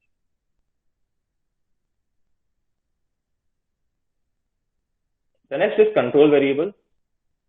Control variable science में यूज होता है, जैसा मैंने कल एग्जांपल दिया था। अगर दो ग्रुप है आपके पास, एक पे आप एक्सपेरिमेंट कर रहे हैं, एक पे आप एक्सपेरिमेंट नहीं कर रहे हैं, तो जिसपे नहीं कर रहे हैं वो है कंट्रोल्ड वेरिएबल। ये सोशल साइंस की रिसर्च में इतना यूज नहीं होता है, लेकिन चूंकि वेरिएबल्स का टाइप है तो हम इसको इंक्लूड कर लिए। So this was all about types of variable. I think I should take question. अगर किसी को कोई क्वेश्चन तो पूछे, अदरवाइज हम आगे चलें जल्दी से। Sir is there any word sir compounding sir variable भी कोई होता है क्या? हाँ मैम, कंपाउंडिंग वेरिएबल होता है, लेकिन मैंने उसे जानबूझ के नहीं लिया है क्योंकि इसका प्राइमरी रीजन ये है कि कंपाउंडिंग वेरिएबल बहुत मुझे मतलब पर्सनली जब हम उसको पढ़ते हैं तो हमको वो बहुत ज्यादा कंट्रोल या एक्सटर्नल्स के बीच का ही कुछ लगता है, तो therefore I have not taken it. और साइकोलॉजी में वो बहुत ज्यादा यूज होता है कंपाउंडिंग वेरिएबल। सर तो उसको बता दीजिए सर, थोड़ा सा एक्सप्लेन कर दीजिए इसके बारे में। नहीं, हम आपको वही बताएंगे जिसपे मेरी कंसेप्चुअल नॉलेज बहुत अच्छी है, हम उस पर बिल्कुल टच नहीं करेंगे जिसपे मेरा कंसेप्चुअल नॉलेज नहीं है। हाँ दैट इज फाइन। हाँ चलिए ये भी ठीक है। हाँ, आप साइकोलॉजी से हैं शायद, इसीलिए आपने पढ़ा हुआ है वो। Sir psychology and MBA HR. मतलब हम लोग जब पढ़ते हैं तो हमारे सामने वो नहीं आता है, हमारे सामने सबसे ज्यादा मीडिएटर मॉडरेटर ही आता है। ठीक है, अभी आपने पीछे स्केल पढ़ी थी, तो अब जरा उस स्केल को देखिए कि वो स्केल कौन सा वेरिएबल किस स्केल में फिट होता है। Categorical variable fits into nominal and ordinal scale. Continuous variable fits into interval and ratio scale. मतलब अगर आपने कोई ऐसा वेरिएबल पे डेटा ऐसा कोई वेरिएबल अपने स्टडी में लिया जो कंटिन्यूअस है, तो वो इंटरवल एंड रेशियो स्केल से मेजर होगा। और अगर कोई डिस्क्रीट वेरिएबल है तो वो नॉमिनल भी हो सकता है, ऑर्डिनल भी हो सकता है, इंटरवल भी हो सकता है और रेशियो भी हो सकता है। और मीडिएटर और मॉडरेटर को साथ मिलाकर इंटरवीनिंग वेरिएबल भी कहा जाता है। यानी कि इंटरवीनिंग वेरिएबल अगर आप कहीं आप सुन रहे हैं तो उसका मतलब है कि वो मॉडरेटर और मीडिएटर की बात कर रहा है।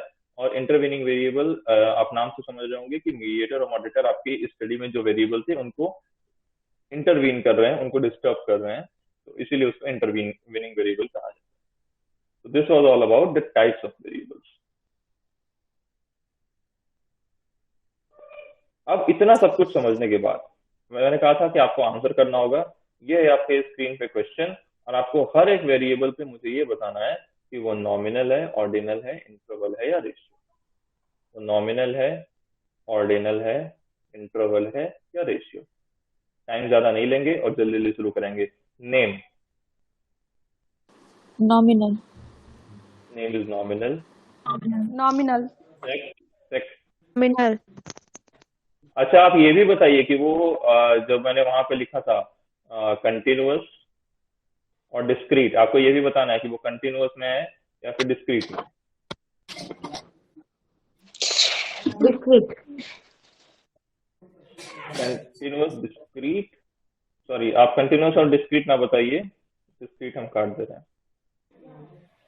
आप कंटिन्यूअस और कैटेगोरिकल बताइए।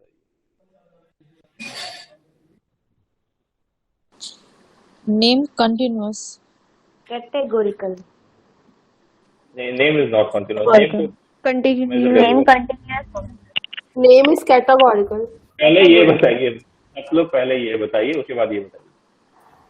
सेक्स का बताइए। कैटेगोरिकल। क्योंकि आप उसको mirror Categorical. कर पा रहे हैं।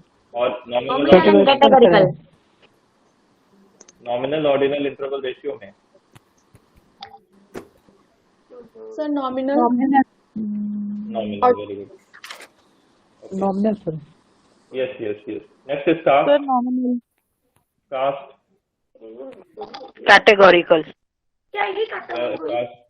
Nominal and categorical. Caste is also categorical. Categorical, sir. Sir, first category. ordinal. Okay okay, nominal and categorical. As Interval. Interval and interval discrete. Interval and discrete. Interval and discrete. Sir interval discrete sir. Interval and discrete. Discrete आप consider कर रहे हैं, actually में वो क्या है? Continuous. Continuous. Continuous. Actually में वो कंटिन्यूअस है, आप उसको डिस्क्रीट मान रहे हैं। सर कंटिन्यूअस अगर डिस्क्रीट मानेंगे नहीं तो आपका काम नहीं बनेगा, याद रखिए। Mobile number, ratio. Continuous. Ratio. Ratio and continuous. Nominal and discrete. किसने बोला ये नॉमिनल एंड डिस्क्रीट? तो मैंने बोला। ये नाम नहीं आ रहा है आपको। तस्नीफ, okay, thank you so much. It is nominal. अगर किसी का मोबाइल नंबर ये है और किसी का मोबाइल नंबर ये है, तो क्या ये वाला बड़ा है? No. सॉरी, ये वाला छोटा है और ये वाला बड़ा है, ऐसा होता है? No, ऐसा sir. तो होता नहीं है। तो बस वो ऑर्डिनल नहीं है, और जब ऑर्डिनल नहीं है तो वो इंटरवल भी नहीं है और वो रेशियो भी नहीं है। ठीक है, तो ये नॉमिनल है और नॉमिनल ही है। Education, Ordinal. एजुकेशन लेवल है। Ordinal, categorical. Ordinal sir. Categorical. Categorical. और इनमें से ऑर्डिनल। Ordinal. ऑर्डिनल। अगर कोई हाई स्कूल है तो जाहिर सी बात है वो पीजी वाले से कम पढ़ा लिखा है, रैंक तो आप कर सकते हैं। Ordinal है। Years in school, ratio. Years in school, ratio. Ratio sir. Ratio and discrete. Ratio मतलब अगर वो जीरो अगर लिखा है तो क्या उसने स्कूल कभी नहीं गया? Interval.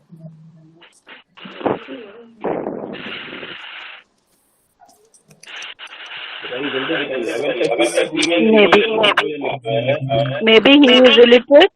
He is illiterate. That's why he haven't gone to school. Yes. इसको इंटरवल आप कंसिडर करेंगे, क्योंकि ऐसा जरूरी नहीं है कि अगर वहां पे जीरो ये लिखा है तो उसने कभी स्कूल का चेहरा ही नहीं देखा। एग्जैक्टली जीरो है वो। अरे क्या कर रहा है? और पिज्जा कर रहा है और गार्लिक ब्रेड उतना नहीं खा पाएंगे। पिज्जा कितना बड़ा होता है? नहीं, कौन है? हेलो, हाँ?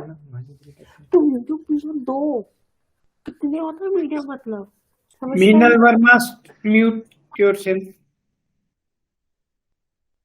Yes, I was on IQ पे बताइए।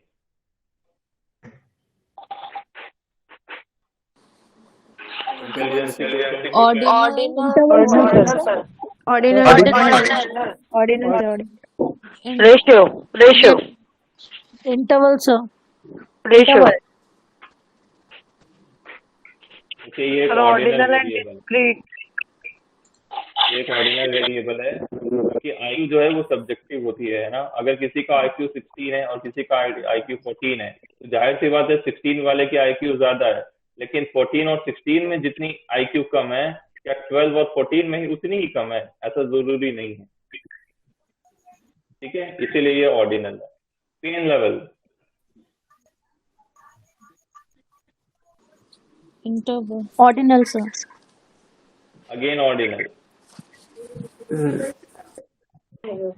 अगर किसी का पेन लेवल 0 है और किसी का पेन लेवल 2 है और अगर किसी का पेन लेवल 4 है तो इसका मतलब ये नहीं कि दो वाले को 0 से ज्यादा पेन हो रहा है, इतना तो आप कह सकते हैं, लेकिन जितना ज्यादा 2 वाले को हो रहा है उतना ही ज्यादा 4 वाले को भी हो रहा है, ये जरूरी नहीं। चीजें सब्जेक्टिव होती है। और टेम्परेचर ऑफ लोकेलिटी, टेम्परेचर बहुत इंपॉर्टेंट है। Ratio ratio interval Interval. Interval ratio Sir, ratio. Okay okay okay okay okay Sir, ratio. मेरा क्वेश्चन सुन लीजिए। अगर टेम्परेचर 0 है तो क्या टेम्परेचर एग्जिस्ट ही नहीं करता? करता है करता है sir. Sir. Ratio. That is why it is interval space, sir. No, ratio, interval space. बस माइक सबके माइक ऑफ प्लीज। यस, अगर टेम्परेचर 0 है तो इसका मतलब ये नहीं कि टेम्परेचर एग्जिस्ट ही नहीं करता, टेम्परेचर एग्जिस्ट करता है।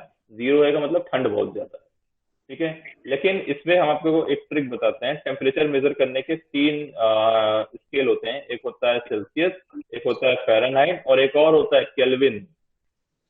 अगर केल्विन स्केल में टेम्परेचर मेजर कर रहे हैं, केल्विन वाले थर्मोमीटर से मेजर कर रहे हैं और वहां पे 0 बता रहा है तो उसका मतलब वो वाला टेम्परेचर रेशियो है, क्योंकि केल्विन के थर्मोमीटर में 0 का मतलब होता है कि टेम्परेचर है ही, केल्विन के उसमें 0 नहीं जाता। सेल्सियस और फ़ारेनहाइट में अगर टेम्परेचर को डिनोट कर रहे हैं तब टेम्परेचर आपका इंटरवल स्केल पे है। अब इसका रीजन आप किसी फिजिक्स वाले से पूछ लीजिएगा। हम चलते हैं आगे। Now come to our last topic of today Sorry, sir. Session. Temperature वाला फिर से समझा, मिस हो गया सर। कुछ खास नहीं है, टेम्परेचर एक इंटरवल स्केल का डेटा है, लेकिन टेम्परेचर मेजर करने के 3 थर्मोमीटर मार्केट में आते हैं, सेल्सियस वाला थर्मोमीटर और फ़ारेनहाइट वाला थर्मोमीटर और एक और होता है केल्विन वाला थर्मोमीटर। केल्विन वाला थर्मोमीटर आसानी से नहीं मिलेगा, वो जो फिजिक्स लोग होते हैं उन्हीं के पास मिलता है। तो केल्विन वाले थर्मोमीटर पे अगर टेम्परेचर 0 है तो वहां पे वो टेम्परेचर रेशियो स्केल का माना जाएगा, क्योंकि वहां पे मीनिंगफुल 0 पॉइंट हो जाएगा, क्योंकि केल्विन पे 0 जाता ही नहीं, 0 का मतलब टेम्परेचर नहीं। सेल्सियस और फ़ारेनहाइट पे 0 है अगर तो वह टेम्परेचर है, ठंड बहुत ज्यादा, इसलिए वो इंटरवल स्केल का। Okay sir, thank you sir. Kelvin पे 0 क्यों नहीं जाता, इसको आप किसी फिजिक्स वाले से पूछ लीजिएगा। Now come to reliability and validity. अभी तक हमने ये बात कर ली कि आपको डेटा कलेक्शन कैसे करना है, क्वेश्चनएयर आप डिजाइन कर लीजिए डेटा कलेक्ट करने के लिए, किस तरह का डेटा आप कलेक्ट कर सकते हैं, One second, sir. Can you please share that previous pic, sir? ये वाली अभी जिस पे हम लोग सारा वो लिख रहे थे सर। जो मैंने क्वेश्चन पूछा था यही वाली ना, कौन सी आपका?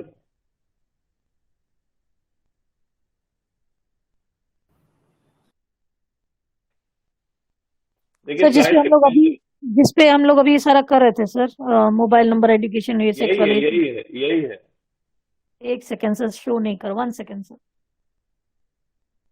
आप प्रॉब्लम न लीजिए, हम वीडियोस आपको शेयर हो जाएंगी, हम कुछ दिन में वीडियो शेयर करना शुरू कर देंगे हम लोग। अभी सेशन आगे बढ़ाना बहुत जरूरी है, हमारे पास time. Okay sir, okay sir, ठीक है, ओके। हमने ये देख लिया, क्वेश्चनएयर डिजाइन कर लीजिए, कितने स्केल पे आप डेटा कलेक्शन कर सकते हैं, वेरिएबल के टाइप्स क्या हैं, लेकिन क्वेश्चनएयर डिजाइन करने के लिए उसकी रिलायबिलिटी एंड वैलिडिटी कौन बताएगा?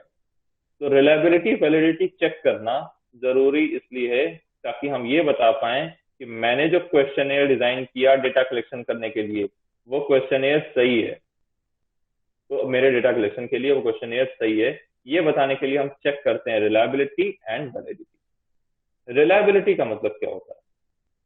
रिलायबिलिटी का मतलब होता है कंसिस्टेंसी ऑफ रिजल्ट। आप जो चीज चेक करना चाह रहे हैं, आपका देखिए क्वेश्चनेयर को इंस्ट्रूमेंट कहा जाता है रिसर्च की भाषा में, तो कि आप उससे कुछ मेजर कर रहे हैं। अगर हम किसी चीज से कुछ मेजर करते हैं तो उसको बोलते हैं इंस्ट्रूमेंट। और क्वेश्चनेयर के अंदर जो क्वेश्चन पूछते हैं आप, उसको पूछते हैं आइटम्स, उसको बोलते हैं आइटम्स रिसर्च की भाषा में। अगेन आई एम रिपीटिंग, अगर आप जो क्वेश्चनेयर बनाए हैं उसको बोलते हैं इंस्ट्रूमेंट, और क्वेश्चनेयर के अंदर जो क्वेश्चंस हैं that are called items in the language of research. So reliability means consistency of results. Your instrument is measuring what you want to measure at every point of time. Same condition में, same environment में आपका instrument यानी कि आपका questionnaire जो आप चाहते हैं जो वो मेजर कर रहा है उसी को वो बार बार मेजर करे। जैसे एक क्वेश्चनियर है, उससे आप आज डेटा कलेक्ट किए, उससे आप कल डेटा कलेक्ट किए, उससे आप किसी और सैंपल पे डेटा कलेक्ट किए, वो एग्जैक्टली वही चीज मेजर कर रहा है।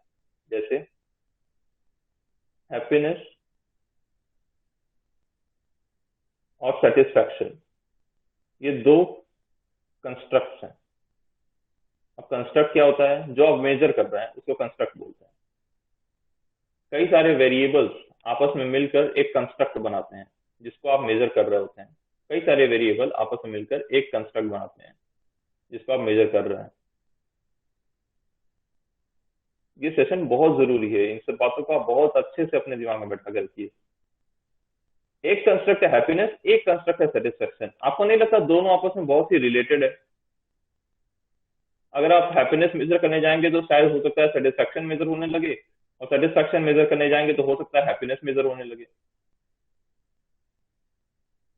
अगर आपने कोई क्वेश्चनियर बनाया है सेटिस्फैक्शन को मेजर करने के लिए, तो वो हर सैंपल पे सेम एनवायरनमेंट में सेटिस्फैक्शन ही मेजर करे, वो हैप्पीनेस मेजर करने ना चला जाए।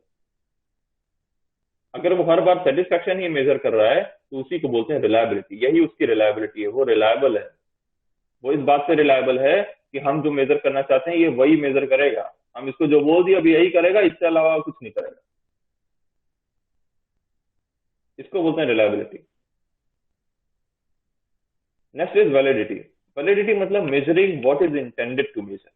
दोनों के बीच में बहुत ही पतली सी डिफरेंस है, समझने की कोशिश कीजिएगा। वैलिडिटी का मतलब होता है measuring what is intended to measure. आप जो मेजर करना चाहते हैं आप वही मेजर कर रहे हैं, आप कुछ और मेजर नहीं कर रहे हैं। और रिलायबिलिटी का मतलब होता है आप जो मेजर करना चाहते हैं हर बार वही मेजर हो रहा है, कुछ और मेजर नहीं हो रहा है।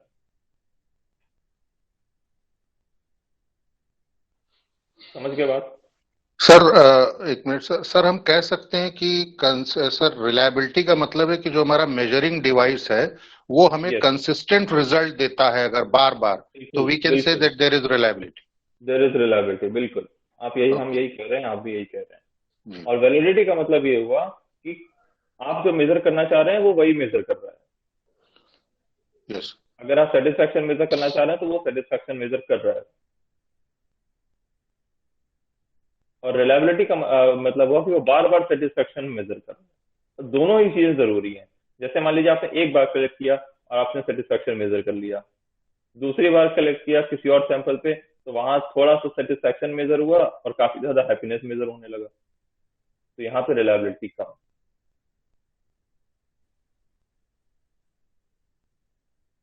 हम आपको जब आप नेट पे जाएंगे रिलायबिलिटी और वैलिडिटी को खोजने, हम बहुत प्रिकॉशन के साथ आपको ये कह रहे हैं कि नेट पे जब आप जाएंगे तो आप काफी सारी गलतियां देखने को मिलेगी। एक स्टेटमेंट यूज होता है और बहुत ही सही स्टेटमेंट है वो। एक बुक है उसको स्टैटिस्टिक्स की बाइबल कहते हैं, उसमें लिखा हुआ है to be valid the instrument must first be reliable. To be valid the instrument must first be reliable. अगर किसी चीज को वैलिड होनी है तो उसको पहले रिलायबल होना पड़ेगा। इसलिए reliability and validity word use होता है, वैलिडिटी एंड रिलायबिलिटी यूज नहीं होता है। पहले रिलायबिलिटी ही आती है। इस फिगर को देखिए,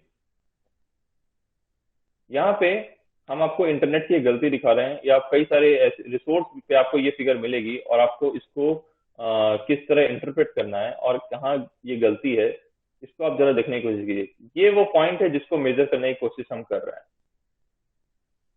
आपका इंस्ट्रूमेंट मेजर कर रहा है, कंसिस्टेंटली मेजर कर रहा है।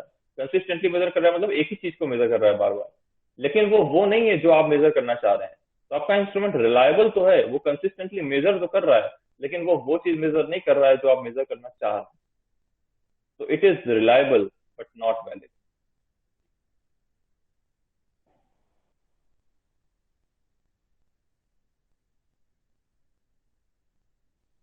इस फिगर पे आइए। इस फिगर पे आपका इंस्ट्रूमेंट कुछ भी मेजर नहीं कर रहा है। आप ये मेजर करना चाहते थे, लेकिन ये मेजर नहीं कर रहा। आपके इंस्ट्रूमेंट कभी ये मेजर कर रहा है, कभी ये मेजर कर रहा है, कभी ये मेजर कर रहा है, कभी ये मेजर कर रहा है। तो ना तो वो एक ही चीज को बार बार मेजर कर रहा है, और ना ही वो चीज मेजर कर रहा है जो आप कहना चाह रहे हैं। तो ना तो वो वैलिड है, ना ही रिलायबल। लेकिन आपको इंटरनेट पे मिलेगा कि ये वैलिड है, रिलायबल नहीं है। ये ना तो वैलिड है, ना तो रिलायबल, जो यही आपको यहाँ भी समझाया जा रहा है।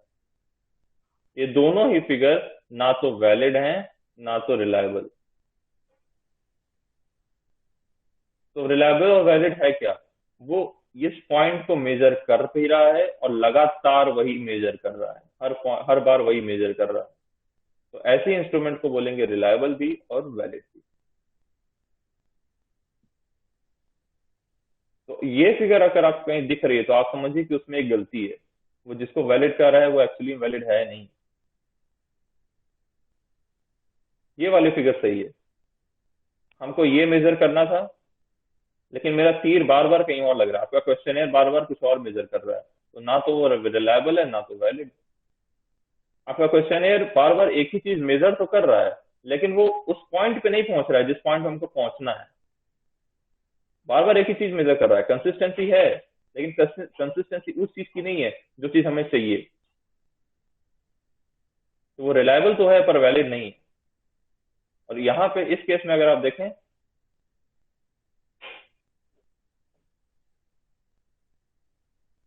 इस केस में अगर आप देखें तो वो बार बार वही चीज मेजर कर रहा है जो आप मेजर करना चाहते हैं। तो यहाँ पे वैलिडिटी भी है और रिलायबिलिटी भी है। I hope I am clear. Yes, sir. Yes sir. Reliability और वैलिडिटी पढ़ना बहुत जरूरी है, क्योंकि अगर आप प्राइमरी डेटा स्टडी कर रहे हैं तो आपको हर एक स्टडी में आपको रिलायबिलिटी और वैलिडिटी शो करना होगा कि आपका मेरा डेटा रिलायबल भी था और वैलिड भी था। अगर आप ये शो नहीं करेंगे तो आपका पेपर एक्सेप्ट नहीं होगा। सर नमस्कार। हाँ सर सर ये डायग्राम से तो बिल्कुल क्लियर हो ही रहा है जी। जैसे सपोज हम क्वेश्चनार में 50 क्वेश्चंस पूछ रहे हैं सर, हाँ और अपन को रिलायबिलिटी और वैलिडिटी के लिए अगर मान लीजिए क्वेश्चन करना है, तो इससे कैसे क्लियर होगा कि कितने क्वेश्चन किससे किए जाएं? और आप एक बात और बीच में कह रहे थे सर, स्टैटिस्टिक्स की बाइबल जो बुक है वो कौन सी है, उसको भी प्लीज बताएंगे ताकि उसको हम भी रिफर करें। बिल्कुल सर, स्टैटिस्टिक्स की बाइबल कहते हैं discovering statistics, discovering statistics. Author इसका क्या है सर? Through SPSS। वो आपको स्टैटिस्टिक्स नहीं पढ़ाएगा, वो आपको स्टैटिस्टिक्स पढ़ाएगा SPSS के थ्रू, SPSS सॉफ्टवेयर के थ्रू पढ़ाएगा। ठीक है, आपको हैंड्स ऑन मतलब आपका कॉपी पेन से करने वाला स्टैटिस्टिक्स नहीं पढ़ाएगा, वो आपको SPSS पे स्टैटिस्टिक्स पढ़ाएगा। लेकिन उसके पहले के कुछ चैप्टर बहुत ही अच्छे और बहुत ही जरूरी हैं। उसी कुछ चैप्टरों में ये बात लिखी हुई थी कि to be valid the instrument must first be reliable, और यही बात हम फॉलो करते हैं। और मैंने बहुत लोगों को देखा है कि वो ये बात कह देते हैं कि अगर कोई चीज वैलिड नहीं है तो वो रिलायबल हो सकती है, और अगर कोई चीज रिलायबल नहीं है तो वैलिड हो सकती है। देखिए सर, ये केस तो पॉसिबल है कि रिलायबल है पर वैलिड नहीं, ये केस तो पॉसिबल है, रिलायबल नॉट वैलिड। लेकिन ये केस पॉसिबल नहीं है कि वैलिड नॉट रिलायबल। बिल्कुल। और ऐसा इस बुक में कहा जाता है, जिसका नाम है डिस्कवरिंग स्टैटिस्टिक्स फॉर SPSS, और इसके राइटर है Andy field. Okay sir, thank you very much. 950 से ऊपर पेजेस की बुक है सर ये, बहुत ही हैवी किताब है, और अगर आप खरीदने जाएंगे तो लगभग ये इंडिया में 13-14 हजार की पड़ती है। और इसका PDF अवेलेबल है पुराने वर्जन का, आप उसको पढ़िए। हाँ, रितिका मैम कह रही है मैम सर शेयर कर दूंगी करके। It's okay, thank you ma'am. Okay, I want to take permission from Vikas sir. Sir अभी हमारे पास टाइम है, हम आगे बढ़ सकते हैं? नहीं, इट्स 8:45। तो हम टाइप्स ऑफ रिलायबिलिटी बता के रोक दें सर, कि यहीं रोक दें?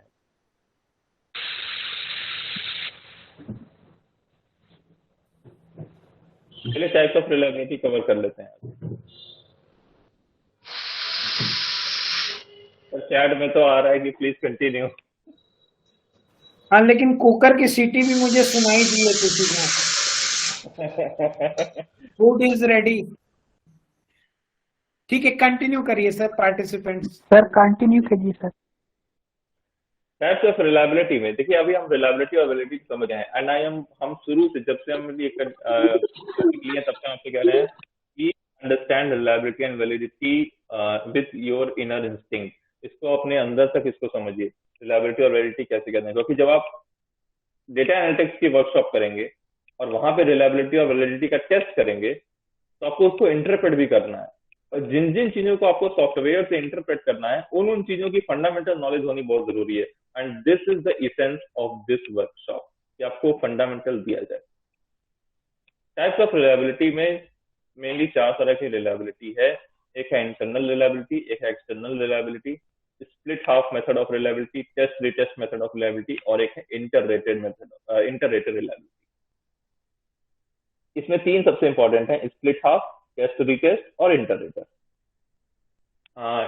छोटे में इंटरनल एक्सटर्नल कवर कर लेते हैं। इंटरनल का मतलब होता है extent to which a measure is consistent within itself. Within itself का मतलब है कि मान लीजिए आपके क्वेश्चन एयर में एक कंस्ट्रक्ट को मेजर करने के लिए 4 क्वेश्चन है, आपका फाइनल डिपेंडेंट वेरिएबल कुछ और है। आपने एक क्वेश्चन एयर बनाया, उस क्वेश्चन एयर में से लगभग मान लीजिए आपने 4 और 8 क्वेश्चन है आपके पास। 4 क्वेश्चन एक कंस्ट्रक्ट को मेजर कर रहे हैं, 4 क्वेश्चन दूसरे कंस्ट्रक्ट को मेजर कर रहे हैं, और ये दोनों कंस्ट्रक्ट फाइनली मिलके आपके डिपेंडेंट वेरिएबल को बता रहे हैं। ये एक मोटा मोटा फिगर है प्राइमरी स्टडी करने के लिए। अगर आपके पास 4 क्वेश्चन है एक कंस्ट्रक्ट को मेजर करने के लिए, तो इनके बीच में एक इंटरनल रिलायबिलिटी होनी चाहिए। Internal reliability in the sense कि अगर ये इस चीज को मेजर कर रहा है, तो ये भी इस चीज को मेजर करे, ये भी इसी चीज को मेजर करे, ये भी इस चीज को मेजर करे, ये तो होगा ही। और उसके साथ साथ ये हमेशा रिलायबल होना चाहिए इसको मेजर करने के लिए। मतलब ये हर बार हर सेटिंग में with in the same environment इस चीज को मेजर कर रहा हो, इसको बोलते हैं इंटरनल रिलायबिलिटी। क्वेश्चंस की आपस में, आइटम्स की आपस में रिलायबिलिटी कितनी है। External reliability means the extent to which a measure varies from one use to another. पहली बार आपने इस क्वेश्चन को यूज किया, आपने देखा कि मेरा रिजल्ट सही आ रहा है। दूसरी बार आपने यूज किया, तो यहाँ पे भी वो क्वेश्चंस उन चीज को मेजर करने के रिलायबल होने चाहिए, उसको बोलते हैं एक्सटर्नल रिलायबिलिटी। एक यूज के बाद दूसरे यूज पे आपका रिजल्ट चेंज नहीं हो जाना चाहिए, that is called external reliability. इस रिलायबिलिटी को चेक करने का ये 3 मेथड है, और मेथड के बेस पे रिलायबिलिटी डिवाइड कर दी गई। पहला है split half method. Split half method का मतलब होता है आप अपने पूरे क्वेश्चन को आधा हिस्सों में बांट देते हैं, आधे हिस्से में बांट देते हैं, और पहला आधा और दूसरे आधे से चेक करते हैं उस मेजर को जिसको आप मेजर करना चाहते हैं। जैसे हमारे एग्जांपल में हम कंस्ट्रक्ट ए और कंस्ट्रक्ट बी को मेजर करने के लिए 4 क्वेश्चन इधर और 4 क्वेश्चन इधर लिए हुए हैं। इसका आधा मैंने किया, 2 क्वेश्चन इसमें से लिया, 2 क्वेश्चन इसमें से लिया। अब ये 2 क्वेश्चन इसी को मेजर कर रहे हो, ये कुछ और मेजर करने में निकल जाए, इसको बोलते हैं स्प्लिट हाफ मेथड। आपने क्वेश्चन एयर को आधा बांट दीजिए और उसके बाद चेक कीजिए कि वो वही चीज मेजर कर रहा है या फिर उससे आपके रिजल्ट पे असर पड़ रहा है?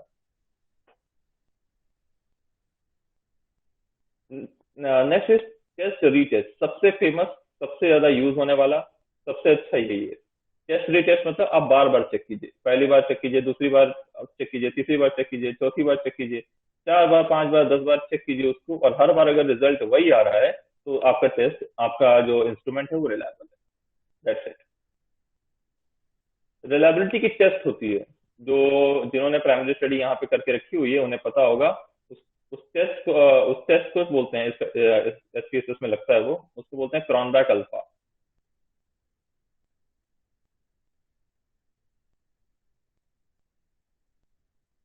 हाँ, बहुत लोग कह रहे हैं ये sir. Cronbach alpha test retest पे बेस्ड एक टेस्ट है।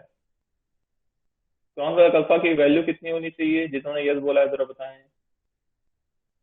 0.7 से ज्यादा। वेरी गुड रितिका जी। 0.7 से ज्यादा होनी चाहिए क्रॉनबैक अल्फा की वैल्यू, तब उसको बोला जाता है कि the instrument is highly reliable. बहुत अच्छा है, बहुत अच्छा माना जाता है फिर उसको, बड़े मतलब टॉप जर्नल्स में उसको एक्सेप्ट कर लिया जाता है।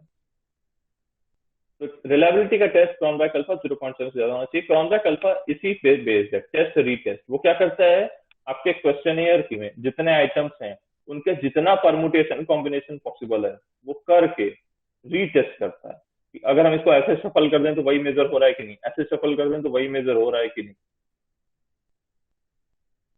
और करने के बाद तब वो क्रॉनबैक अल्फा अपनी वैल्यू देता है।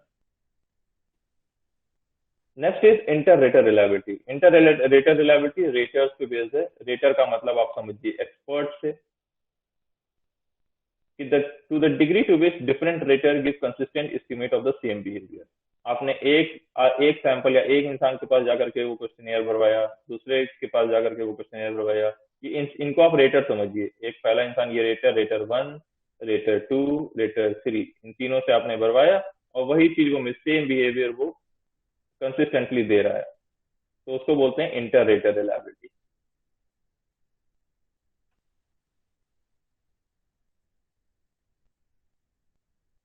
Next is types of validity. हमने वैलिडिटी भी देखी थी, वैलिडिटी क्या होती है। अब देखते हैं टाइप्स ऑफ वैलिडिटी क्या है।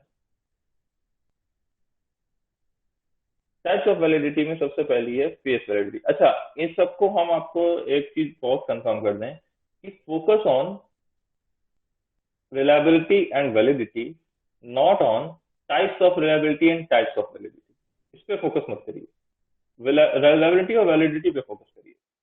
किसी भी पेपर में टाइप्स ऑफ रिलायबिलिटी और टाइप्स ऑफ वैलिडिटी की बात नहीं होती। होती है तो क्वालिटेटिव स्टडीज में होती है, क्वांटिटेटिव में ये नहीं होती। क्वांटिटेटिव में हम एक क्रॉनबैक अल्फा निकालेंगे और बता देंगे कि मेरा टेस्ट, मेरा क्वेश्चनियर रिलायबल था, वैलिड था। वैलिडिटी में होता है face validity, truth measure according to the lay person. Face validity का मतलब है कि अगर हम एक लेमैन पर्सन है, आप मान लीजिए इन्वेस्टर बिहेवियर से रिसर्च करना चाहते हैं और हम हैं एक अनपढ़ इंसान, आप मेरे पास उसको लेकर के आ गए, हमको पता ही नहीं है कि आप म्यूचुअल फंड पे रिसर्च कर रहे हैं तो म्यूचुअल फंड क्या होता है, डायरेक्ट स्कीम क्या होती है, एक्सपेंस रेशियो क्या होता है, और आप उसके ऊपर क्वेश्चन डाले हुए हैं, तो हमको तो पता ही नहीं चलेगा वो चीज। इसको बोलते हैं फेस वैलिडिटी, कि मतलब जो लेमैन आदमी है उसको वो चीज समझ में आनी चाहिए, वो उससे वो मेजर कर पाए। तो पूछ रहा है रिलायबिलिटी में क्रॉनबैक अल्फा है तो वैलिडिटी में क्या होता है। Actually I am not sure at this point of time, लेकिन मेरे ख्याल से क्रॉनबैक अल्फा से ही आप दोनों मेजर कर सकते हैं। There is no particular test for reliability, there is a composite test for reliability and validity, and Cronbach alpha is a composite test for reliability and validity. तो फिर रिलायबिलिटी चेक करने का वही तरीका है, टेस्ट रीटेस्ट मेथड और rater method, यही तरीके हैं रिलायबिलिटी चेक करने के लिए। फेस वैलिडिटी के बाद कंटेंट वैलिडिटी। कंटेंट वैलिडिटी का मतलब होता है tools measure according to an expert based और थ्योरी। कंटेंट वैलिडिटी का मतलब है कि पहली जो थ्योरीज बनी है या पहले जो क्वेश्चन डिजाइन करके उस चीज के ऊपर रिसर्च किया गया है, जैसे अगर आपने हैप्पीनेस के ऊपर रिसर्च की या कंज्यूमर सेटिस्फेक्शन के ऊपर रिसर्च की, तो ऐसा तो है ना कि आप पहले आदमी है जो क्वेश्चन डिजाइन करके कंज्यूमर सेटिस्फेक्शन पे रिसर्च कर रहे हैं। तो कंज्यूमर सेटिस्फेक्शन पे जो पहले रिसर्च पहले किसी क्वेश्चनियर पे किया गया है, आपका जो आपने जो क्वेश्चन डिजाइन किया गया है उसकी कंटेंट वैलिडिटी भी वही होनी चाहिए जो पहले दूसरे थ्योरीज में आ चुकी है। इसको बोलते हैं content validity. Criterion validity. The criteria of the tool match other tools. The criteria of the tool match other tools. अगर आपके क्वेश्चन में कोई क्राइटेरिया है, जैसे अभी मैंने एग्जांपल लिया कि एक कंस्ट्रक्ट को मेजर करने के लिए 4 क्वेश्चन, दूसरे कंस्ट्रक्ट को मेजर करने के लिए भी 4 क्वेश्चन, तो अगर इस टूल को आपने डिजाइन किया है और किसी और रिसर्चर ने किसी और टूल को यूज करके इसी चीज को मेजर किया था, तो आप दोनों का रिजल्ट सिमिलर होना चाहिए, इसको बोलते हैं criterion validity. Convergent validity, tools give similar scores as other tools on the same subject. ये यही चीज जो क्राइटेरियन वैलिडिटी है। क्राइटेरियन वैलिडिटी में जो क्राइटेरिया है वो सेम होना चाहिए, और कन्वर्जेंट में अगर टूल्स से जो दो टूल्स यूज हो रहे हैं, दोनों टूल्स का रिजल्ट हमेशा सेम आना चाहिए। अगर मैंने कोई स्टडी की है इन्वेस्टर बिहेवियर पे, और इन्वेस्टर बिहेवियर पे पहले भी कोई स्टडी हो चुकी है, इन्वेस्टर बिहेवियर पहले भी कोई स्टडी हो चुकी है और उन्होंने भी कोई टूल यानी कि कोई क्वेश्चनियर यूज किया था, तो दोनों क्वेश्चनियर का रिजल्ट सिमिलर होना चाहिए, अलग अलग नहीं होना चाहिए, नहीं तो फिर आपको उसको जस्टिफाई नहीं कर पाएंगे अपने paper. Next is important, discriminant validity. The tools gives high scores for well people and low scores for sick people. अगर आप 2 कैटेगरीज में डेटा कलेक्शन कर रहे हैं, for example male and female, और आप दोनों के बीच तो दोनों के बीच में डिफरेंस आना चाहिए।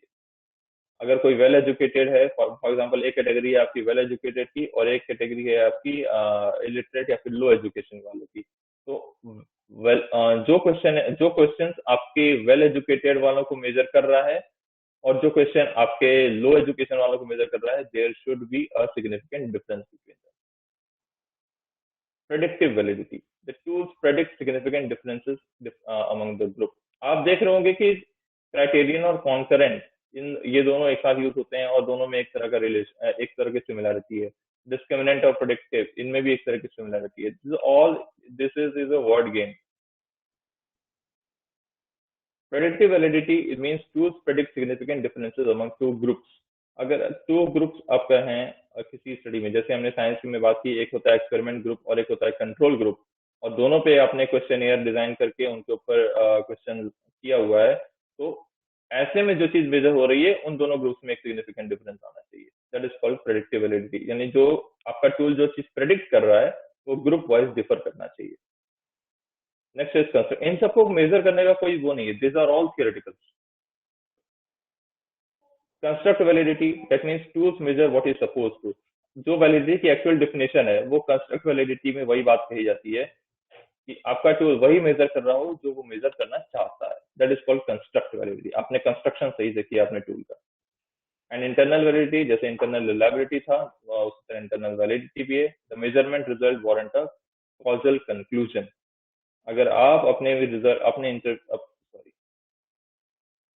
अगर आप अपने क्वेश्चनियर में कुछ मेजर कर रहे हैं तो वो क्वेश्चनियर का मेजरमेंट एक वारंटेड कॉजल कंक्लूजन तक पहुंचना चाहिए। अगर वो कंक्लूसिव एविडेंस नहीं दे रहा आपको तो उसकी यानी कि उसकी इंटरनल वैलिडिटी खराब है, वो आपके कंस्ट्रक्ट को अच्छे से मेजर नहीं कर पा रहा है। So this was all about today's session, और I'm seeing the watch, it is exactly 9, तो एकदम ठीक समय पे ही खत्म हो रहा है। Thank you, Shashank sir, and stop screen sharing. Okay sir. एक कोटेशन मैंने निकाल कर ली थी, बहुत अच्छी लगी थी मुझे। The research is to see what everybody else has seen and to think what nobody else has thought. तो इसी के साथ आज का सेशन खत्म करते हैं। Thank you so much Vikas sir for giving me this opportunity. Thank you. Thank you, sir.